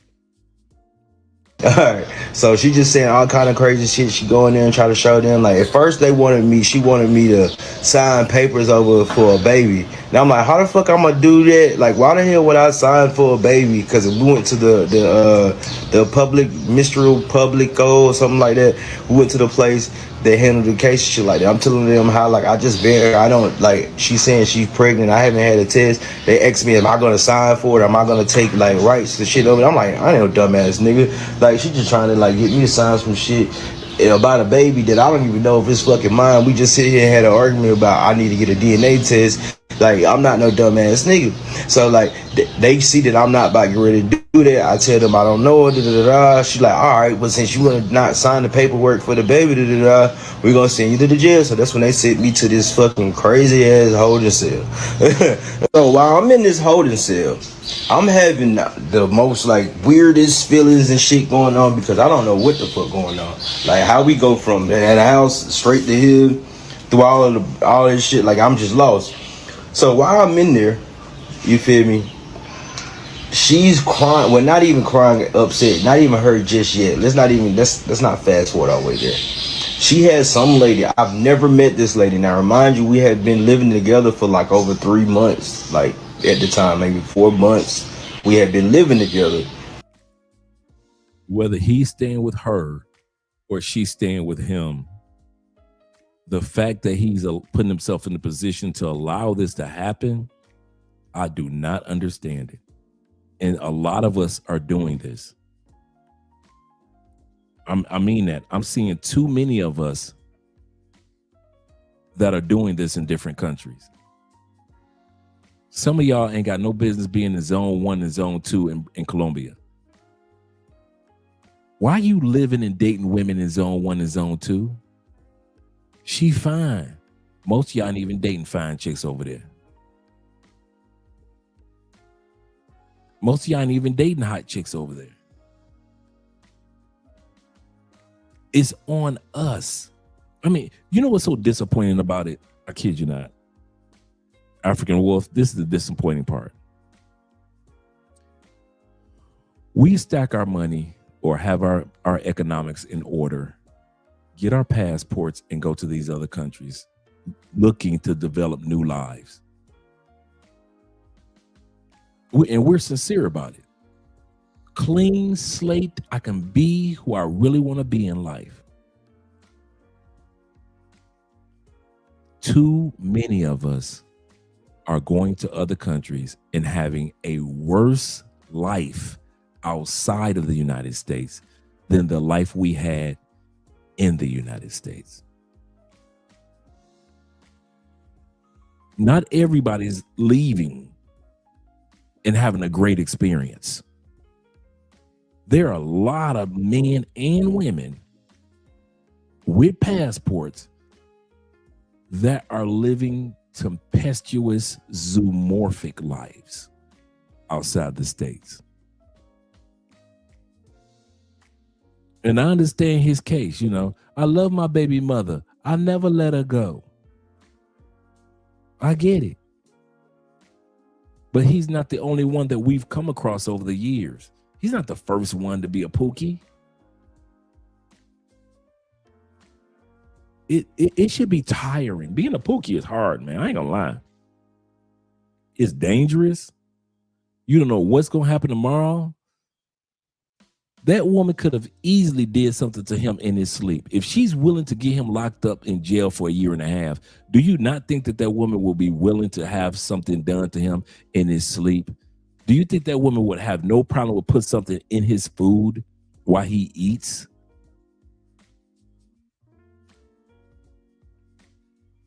That I love my baby mother mindset, that's got to go. I love my baby mother. I never let her go. Shout out to Bobby Coltrane of the Coltrane family in the building. He said, if I'm not living in the hood in America, I am not doing it in a foreign country. Facts. Shout out to Kings and Dreams in the building. I'm going to send you over this video, Kings, so you can do a reaction to this one too. He said, ain't no dude smiling, grinning about going to jail. This is how some of these dudes are. They don't even realize the severity of their problem. That baseball cap wearing Pookie is straight insane, right? Pookie spent his last check on his Colombian trip. The last one. So like, I've never seen this person before that come up. This lady comes in. This is when the extortion part started to come in between her and the lawyer. Now, the woman from the restaurant gave me a lawyer that she had knew, but like this lawyer, he iffy. He's really good, but he was stealing. He was definitely stealing. He stole from her the money that I was supposed to give. Now they kept on coming to me and saying like, they had this woman just came out of nowhere. And she's trying to like get me to pay like this amount of money that I just wasn't going to pay. Like somebody come up to you ain't never met them before, and they just telling you, hey, look, you need to pay $8,000, $10,000. I'm like, y'all, I'm not about to get ready to pay $10,000, $8,000 to this woman. She know that we live together and all this extra shit. And plus, why the fuck she ain't back here? Or why my lawyer ain't like, why am I talking to you type shit? You feel me? So like. Number two. He shouldn't. Number one was he shouldn't even had her in his life. Number two, he should not have even been in a relationship with this woman, living with her. That's number two. Living with people in other countries, and you know she ain't right, and you know that you aren't right. That's bad. Number three, he just mentioned it. Let me bring that back. Like, y'all, I'm not about to get ready to pay $10,000, $8,000 to this woman. She know that we live together and all this extra shit. And plus, why the fuck she ain't back here? Or why my lawyer ain't like, why am I talking to you type shit? Many of us make the mistake and assume that when we go to other countries, our American laws go with us. You think how they do things in the county jails in DR are equal to the Caribbean, are equal to Japan's, are equal to the United States? They're not. Well, I should be getting a law. Who told you that? Well, my attorney, who told you that? Did you research it before you got on the plane? Because we've seen a lot of people get locked up in Dubai thinking that they knew the laws, and all you knew were the laws of the states, and you didn't know the laws of Dubai. And now you're locked up. Number 3, stop going to other countries assuming that you know the laws of those countries. Get to know for sure the laws of those other countries, at least a few of them, about 5 or 6, right? But to be going to other countries, I need to see my lawyer, and why isn't she back here? And what? She's the one that's pressing charges. Why should she be back there? Is it just me? In any court that I know of, and I could be wrong, DR could be different. How is it that you think that the person that's pressing charges on you is supposed to be back there conversing with you? She's done her job, and now you about to do your time.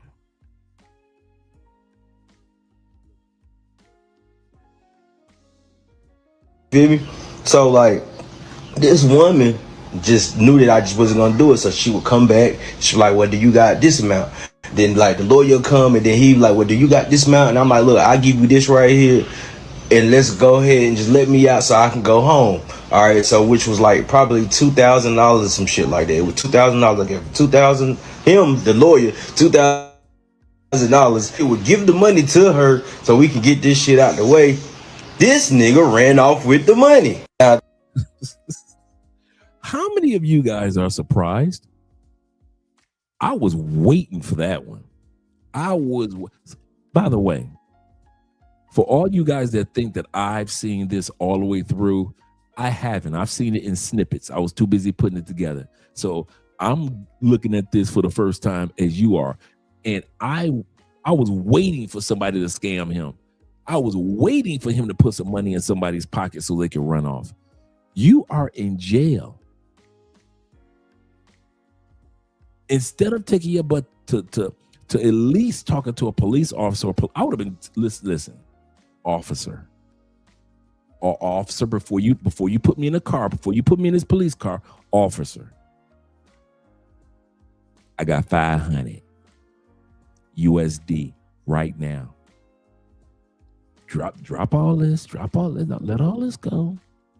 I didn't put my hands on her. I know she cussing and fussing. I got 500. 500 for me and my partner. Oh man, y'all trying to hurt me. Okay. 300 for you, 300 for your partner. I could do it like that. That's before the 500 was 250 each. Now y'all got 300 each. Y'all can go home, eat good. That's your money for the month, bruh. You want to wait to negotiate while you in jail in DR and you didn't talk to the police officers on whom you really should have negotiated with? Man, y'all doing this bass backwards, bruh. It is not this hard. I'm going to say something to y'all for real. Y'all ready?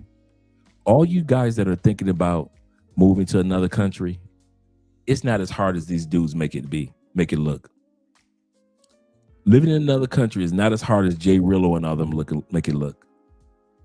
This brother, living in another country is not as hard as these dudes are making it look. Just in case some of you guys, because I know you hear all these horror stories and dudes getting drugged. True. But you also hear the stories of me and all the other guys in the comment section.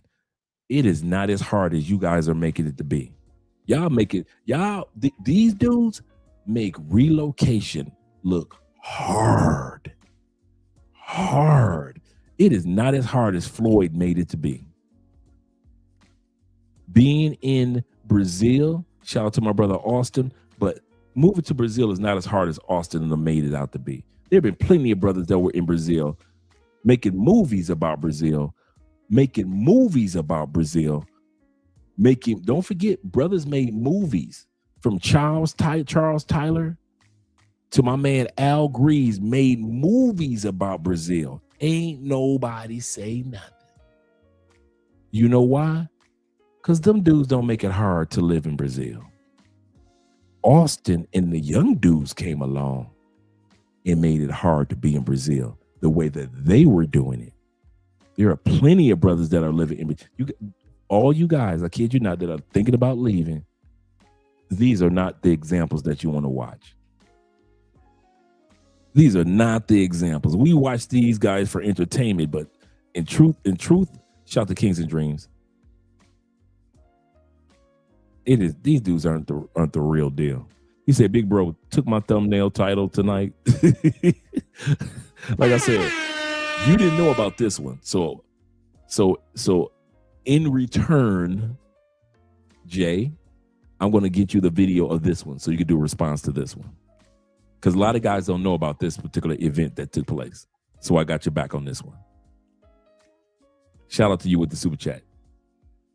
He said, "I wouldn't be surprised if a scammer gave him a consultation prize of a suitcase with 100 baby crumpled up chicks on the inside." I said crumpled up. I mean, chirping chicks.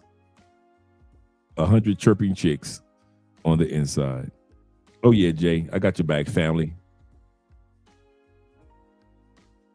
Hey Jay, how's little man leg doing? How's his leg doing? Let me know how his leg is doing. Andrew says, "From Anton, I found his friend Fred in Salvador. He is doing well in Brazil." I get the point. So some brothers have no problem, no issues in Brazil. Not at all. Let's continue on, gentlemen. This nigga ran off with the money that I had gave to her that was supposed to be given to her. Now, remind you, they had me inside this place. It had been weeks. Now, a lot of people was like, "Oh, I've been to the Dominican jail before. They let me out the same day." No, they had me in this motherfucker for weeks. Now, remind you, it was 40 niggas in one room. This is the video where I showed you guys where there's like 40 niggas inside that room. We in this bitch fighting, all kind of shit. I'm watching people get poked. You feel me? I don't watch people get jumped on. Like, they were just going on inside this place. So the whole time we just waiting for this shit just to be pretty much over, and I'm waiting on them to figure out what's going on. So now the first time they come to me after the person took the fucking money, they asked me could I afford to leave, because I told them I didn't have no more money, but they're like, "Do you got the money for the ticket? We can go ahead and try to get you to the courthouse, and then you can, just tell them and we just go ahead and let you leave." You feel me? So I told them, "Yeah, I got the money. I booked the ticket. Now, remind you, this was on a Friday or Thursday or Friday. They told me it was Thursday. They told me to book it for the next day, which would have been Friday. And I did that shit. I did it. And then when time came for us to go to court or whatnot, they told me, "Nah, you can't leave." So now I'm stuck. Now I had to cancel this flight and try to get the money back. And y'all know how that shit go. But it so happened to be my first time ever canceling the flight. So they ended up giving me my money back. But now with this going on, we trying to figure out what's going on. So now they come to find out, like, this girl she goes inside of the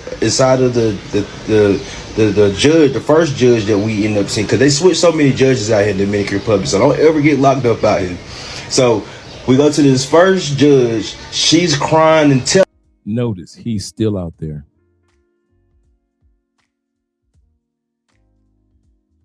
He said, "Don't ever get locked up out here in the Dominican Republic." He's still out there. After doing a year and a half in jail. Let's backtrack it for brother from down under. Shout out to you, brother. Dude got off the plane in DR, met this chick in DR. She's violent. She's psycho. She's, based off of what he said, she's pretending to be pregnant. He doesn't know if it's his baby or not, or even if she's pregnant or not, right? That's what we've seen thus far. She has episodes, if you will. She's throwing lamps, according to him, and other things. They've had several violent moments.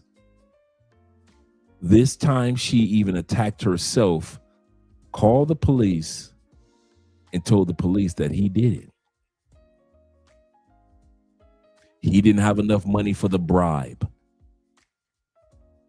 Instead of bribing the police like everybody else does in DR, he thought, hey, I didn't touch her. The judge will let me go, or, they'll let me go when I get downtown. He had no place else to go in the States the way that he's talking. He had no place else to go in DR. Check it. Check it. This is how crazy this sounds. Y'all ready? A lot of stuff I feel like lead attorney today. A lot of stuff we're overlooking. We're overlooking the fact that this guy has $2,000 in his bank account, not including the money he had for the flight that he said that he just paid for, right? So let's say that was a $500 flight. This dude had at least $2,500. Why did he keep messing with her?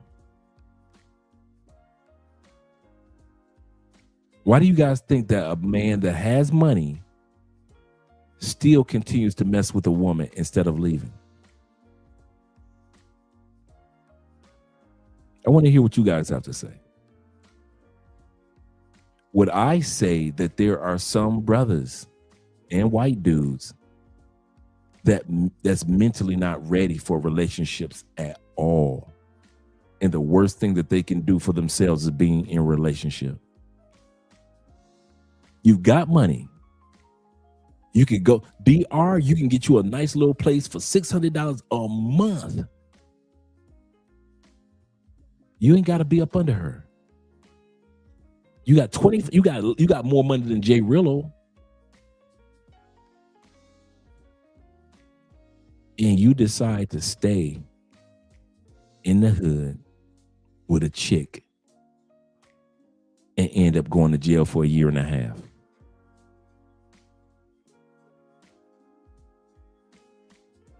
End up going to jail for a year and a half. King says this, he has to do 4 weeks in rehab. Basketball, he has to do 4 weeks of rehab. Oh, does he?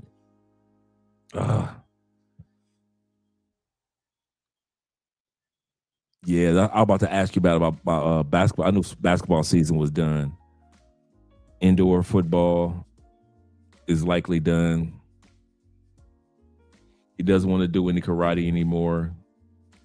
He'll be okay. Yeah. I can understand how low man feeling. He's used to playing sports year round. That's all you've ever had him in. And then all of a sudden, he has a little situation with his legs. So I know he's kind of like feeling like, man, I'm missing out on my friends, in sports that I'm missing out on. So I could feel, I'm keeping him in my prayers, man. That's a good little man. Good work, Dad. Good work. Good work. He said, I ain't getting no dance, no self-esteem. That's for true. He's basically a big boy, a big ass boy. That's true. Shout out to Stony Pony in the building. Stone Pony in the building. Representing, brother. He said the first time that she went off, he should have left her right there, right then and right there. That's so true. And a lot of times men don't leave. By the way, I got some photos of her. Come on, Dre got the receipts. So I got some video of her. Oh, I got the receipts, bruh. So you guys gonna see when I say ugly, attracts ugly. Okay. Yup. He can't tell pretty pussy no. If he had some, dog, this is an ugly chick. That's why I say I got receipts. Some of y'all don't get a chance to tell pretty pussy no, because you ain't going to get no pretty pussy in another country. Y'all think I'm just talking? It is plenty of brothers that I know that I smile at. How somebody just smile at an ugly baby because the baby ugly? You like, this my new baby. Oh. It's the same thing I've done to some of y'all ladies. I ain't gonna lie. I got this the first time I'm admitting this. I have seen dudes here in Colombia walking with such pride, and the woman on your arm be ugly than a motherfucker, even here in Colombia. And I'll be like, oh, how you? Oh, Andre, I want you to meet Maria. Andre, love crossing borders. He's the reason why I'm here in Cali. And I'd be like, oh, how you doing, Maria? And I'd be thinking to myself, like, God, that's the best that you can find in Cali? That's the best that you can find in Cali, the best. But, you know, I play nice. And, you know, I play nice. Yeah, some of them dudes, man. I kid you not. True, for real. I had to do that several times. I had to do the ugly baby look. Like, oh, that baby's so cute. And I do that with some y'all dudes, with dudes that I met. Not you guys, but dudes that I met. Some dudes, ugly, and they attract ugly women. And they will be so proud. Dude, them dudes be having their chests out. Hey, Dre, I want you to meet my girl, Maria. Andre, love crossing borders. Yeah, she's a keeper. She's a keeper, Dre. And I'll be looking like, you telling me you came to Colombia to get a 3 that looks like an American 2? I'm like, dog, y'all doing this backwards. It is not that serious. It is not that serious. Shout out to my man Will. Chill with Will in the building. The Medellin men. Salutations, Andre, and chat family. Smash that like button. He said, oh, I know I missed a little. You missed a lot. He said, I had a date. Okay, enjoy yourself, brother. Enjoy yourself. He said, with a beautiful Colombiana. He said, the date only cost me, come on, man. You know what you're doing. 70,000 pesos.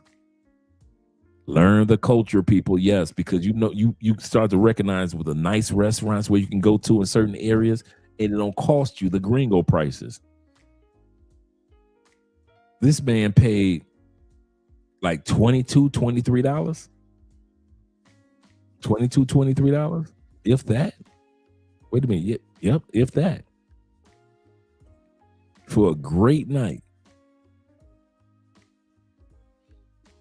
Yes, sir. Shout out to you, Will. I ain't mad at you, brother. You doing it just right. He said, Andre, you made me. He said, you made me too selective here in Cal. Hey, man, some of y'all be having some bad. Hey, don't get it twisted. I done seen some of y'all with some baddies. Baddies. Don't get it twisted. One of the brothers in the comments met him with some twins. I ain't gonna say who it was, but he know. Had some twins down here. I was like, okay, bro, I see your work.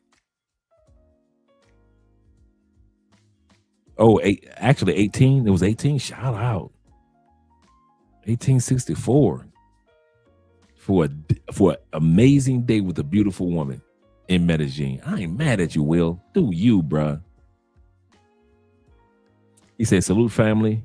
He said, took your advice, brought that Louis Vuitton imagination, and bought stocks in LV.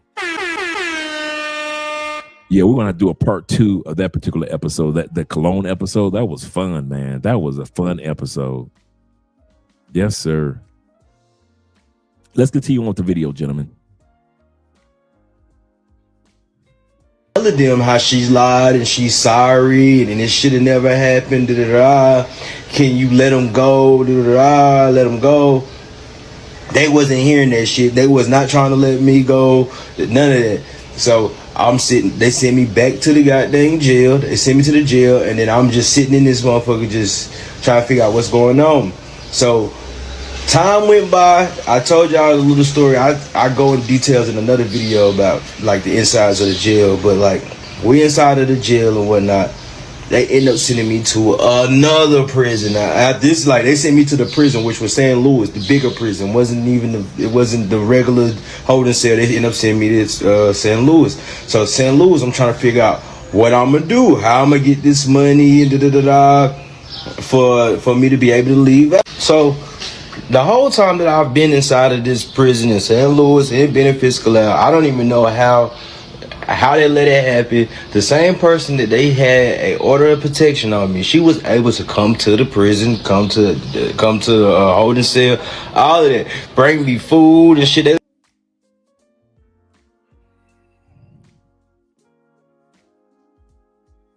So she was able to come to the prison after she got a protective order on him. He still was having her bring him food, zooms and whams. Shout out to my brother for the $20 love. It's a good show, brother. Good show. I hope you're having a good time, Arliss. Goodness gracious, man.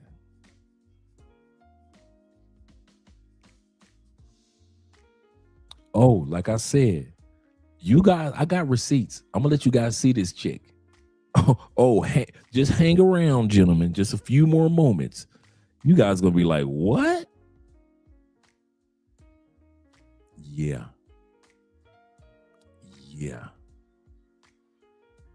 In the Black Men's Travel WhatsApp group, they destroyed him when they saw the chick.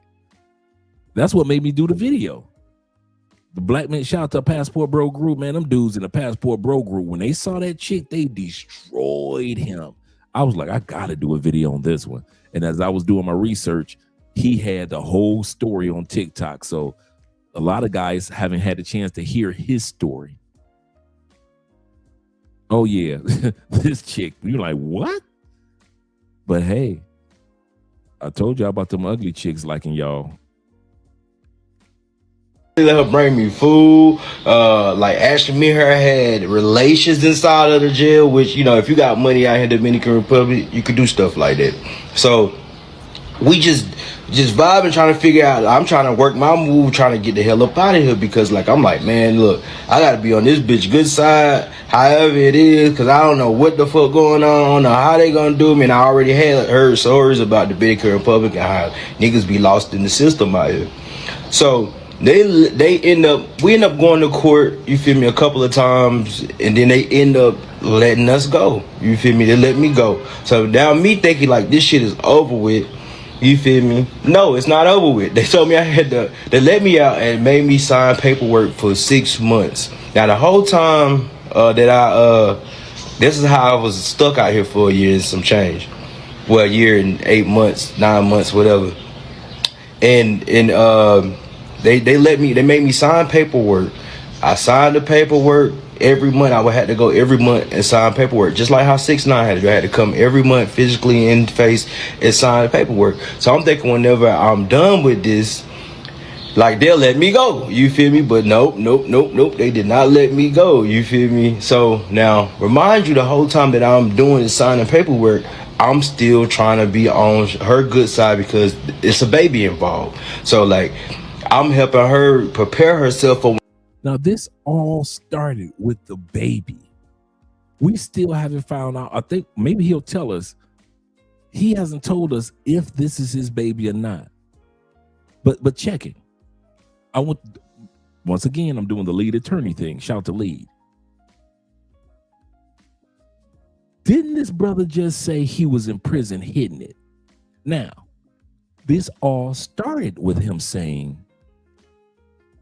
that she was pregnant and it could have been his.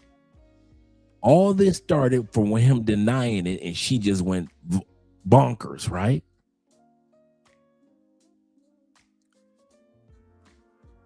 She pregnant. She visited him in jail. He's still hiding it. Remember, he said he paid a few dollars, they allowed him to hit it while he was in jail. He said that. Get out of jail. And he's still talking about a baby involved.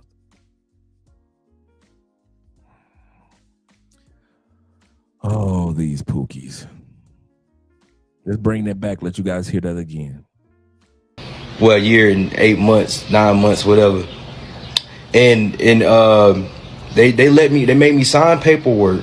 I signed the paperwork every month. I would have to go every month and sign paperwork, just like how 6ix9ine had to do. I had to come every month physically in face and sign the paperwork. So I'm thinking whenever I'm done with this, like, they'll let me go, you feel me? But nope, they did not let me go, you feel me? So now, remind you, the whole time that I'm doing is signing paperwork, I'm still trying to be on her good side because it's a baby involved. So, like, I'm helping her prepare herself for whenever the baby comes. So now the baby gets here. Now we going to court, but the baby gets here, and shit just started getting weird and left because I'm asking her for like a DNA test. Like, let me get a DNA test. So she feeling some type of way. So when it came time for us to go to court, you feel me? She came one time, and then I kept on stressing about the DNA test and how I wanted, and then she never came again. Never came to court no more. Like, we stopped talking. I stopped talking to her like in the beginning of this year in January. I just stopped talking to her because I'm like, look, if you're not gonna give me a DNA test, there's no reason. And then plus I done got comfortable at this point out here in the Dominican Republic. Like, it is what it is. So y'all asked me, how did you get stuck out here? All right, so as we have in this court case, she's telling me how she's not gonna come to court. She's not doing it. She want me to be stuck out here in the Dominican Republic. She don't care about any of the shit that I got going on, and I deserved it, and because because I really just wanted a DNA test. I wanted a DNA test about this situation with this baby, and I wanted to, stay here. That's the only reason why this shit even like stayed so long, because I didn't want to leave. I didn't want to leave Dominican Republic knowing that I probably had a baby, and because I was doing music out here, and then like it just didn't make no sense. He didn't want to leave the Dominican Republic because he wanted to have a baby, because he might have had a baby. He said, I didn't want to leave the DR because I might have a baby in DR, right? But this is the same Pookie that said he got baby mamas back in the States, plural. Didn't he say that earlier? I got baby mamas. Mamas. You can ask my baby mamas in the States. So he was that Pookie mindset. So he's willing to leave the baby mamas in the States, but he don't want to admit that he strung out on this ugly chick that may have had his baby in DR.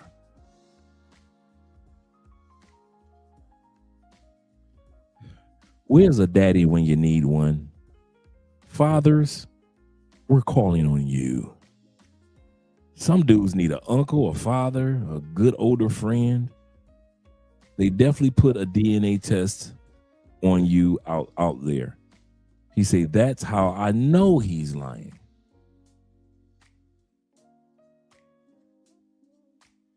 It's just leaving the Dominican Republic knowing that I couldn't come back. If I would have left the country like everybody told me to do and go to Haiti and cross just like how 6ix9ine did, then I would have been able to come to this, and then I would have had to deal with Interpol and all of that extra shit. I probably couldn't have went to another country. Just a whole bunch of shit that I just wasn't ready for. All right, so as y'all say, Mason, why you was stuck out here? Because she didn't ever come to court. She never came to court, even whenever they told her to come to court. She just would never come to court at all. They subpoenaed her to come to court. She just didn't show up. Her witnesses showed up. She didn't show up. I came to court every time that I was supposed to came to court, hoping that I had to do this. Now, remind y'all, while I'm going to court, I'm having to pay every single time. I have to pay for a translator because my Spanish wasn't fluent. So I had to have a translator, and I had to pay my lawyer, which would have been like $300 altogether every time I went to court. Now, it used to be when I was going to court, they was doing it like every month. then it was like every 2 months, and then it came from every 2 months to like a month, and then it went from that to every 2 weeks. So imagine having to pay a lawyer $300 every time you go to court, with them not even knowing if you have a job or anything or not. Now, remind you, I don't work out here in the Dominican Republic. Thank God that I have my own business, and you feel me? Shout out to Motion Club Gaming and Motion Kings. Like, if I didn't have my business, I probably would have folded out this bitch. I probably would have just not been able to do anything coming when it came to, just me being out here in the Dominican Republic. That's him when he finally got out of jail. I'm about to bring the receipts. I know you looking down on me, shouting. That's why I'm gonna keep doing this shit for you, bitch. Yeah, I've been vibing. After the first attorney took $2,000 and vamped. The first attorney got that $2,000 and vamped. I've been pulled up, I've been on that oxycontin, and I've been trying. And Big told me keep a gun on me, one beside me. RP to every nigga who are hands on me. Okay, here's the chick. Here's the chick before he got locked up. This is the chick. Right now, she is pulling on his hair, and he's recording it. Y'all want to see what the chick look like? Here we go. I ain't touch you. I haven't touched you. You got your hands on me. This is what you doing. You putting your hands on me. I've never touched you. I never disrespected you out of your name. And you just choked me, like you just hit me, like why? You just choked me. You just hit me. She got a handful of his hair. He done went to DR and got him a big girl. Shout out to Quiet Storm.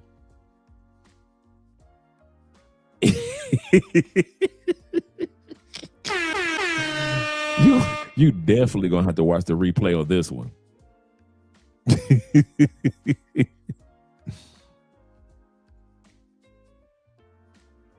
Shout out to Charles Schwab and Fidelity. I got my Fidelity accounts, and I'm Vanguard as well. Why? Hey fellas, man, they mad at me. They in my DMs going off, man. Like, these women are mad that I told y'all to get y'all passports. And I don't understand why y'all mad. You know, I mean, obviously you're gonna have your simps out here. Some simps are gonna just simp for the women. They don't really care. The woman drag them along. He gotta constantly compromise all the time for every little thing. And some guys are just cool with that. They're cool with being simps. Some guys don't want to feel like kings. Like, it's what it is. Like, you got the jesters and you got the kings, man. I'm just telling you, get your passport, go overseas, look on the other side of the ocean, and you will be very, very shocked and surprised to what is on the other side of the ocean. Ideology is that they're escaping the hatred of feminists, women, and are traveling somewhere they can thrive. They believe the ideology that by seeking foreign women, they can find a more authentic, fulfilling, and harmonious relationship.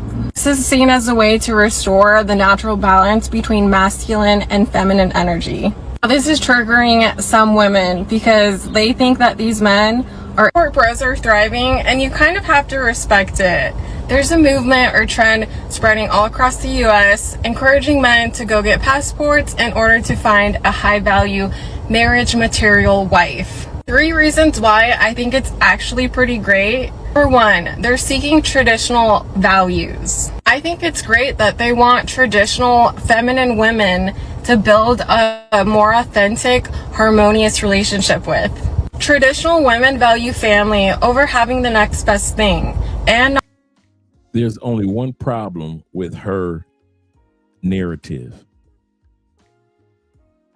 She doesn't take into account passport pookies.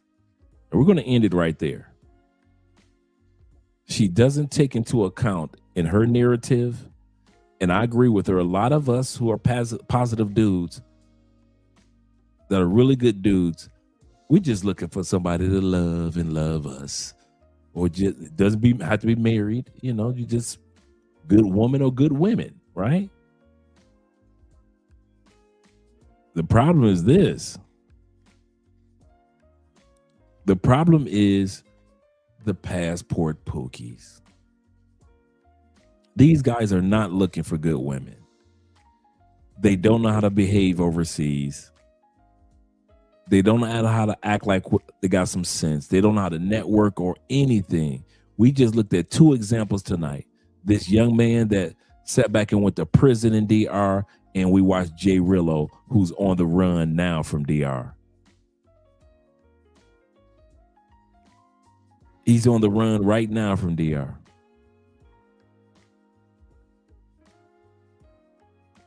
So at the end of the day, gentlemen, I'm here to tell you, make sure that if you're going to travel out here, act like you got some sense.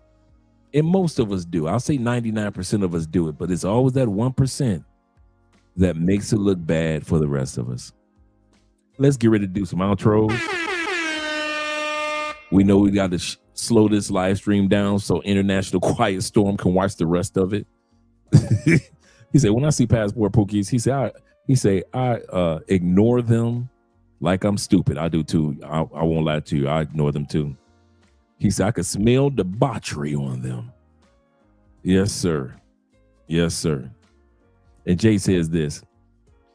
He said he's on the run, and the U.S. and DR has, and I thought about that too, the extradition treaty. I thought about the exact same thing. That's a good point. That's a real good point. Oh, that's a conversation between Tevin and Dave. Shout out to you, gentlemen. Slim says this. He said they're going to have to give JRello and Floyd and Maduro the Maduro treatment. He said, down with the passport pookies. Yes, sir. You guys are absolutely correct, man. Absolutely correct. We do not associate with the passport pookies at all. At all. Great show, Dre. And Will says this with the super chat. He said they are spending that bag for a woman they hardly know. That's another thing, man. Test, and be observant or an observant. Yes, you got to vet these women, man. He said when they ask for expensive items, I say no. No Colombian dude is spending it like that. And as for Andre, I 100% agree. I'm not spending it like that. You ain't my wife.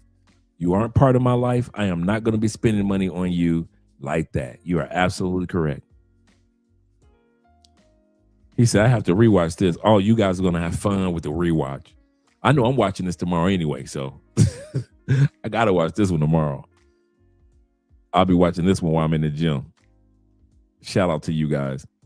Let's get ready to do some of the outros and enjoy some of the new outro videos that we have over the last couple of days. Glad to see you guys here today, and I will be seeing you also mañana.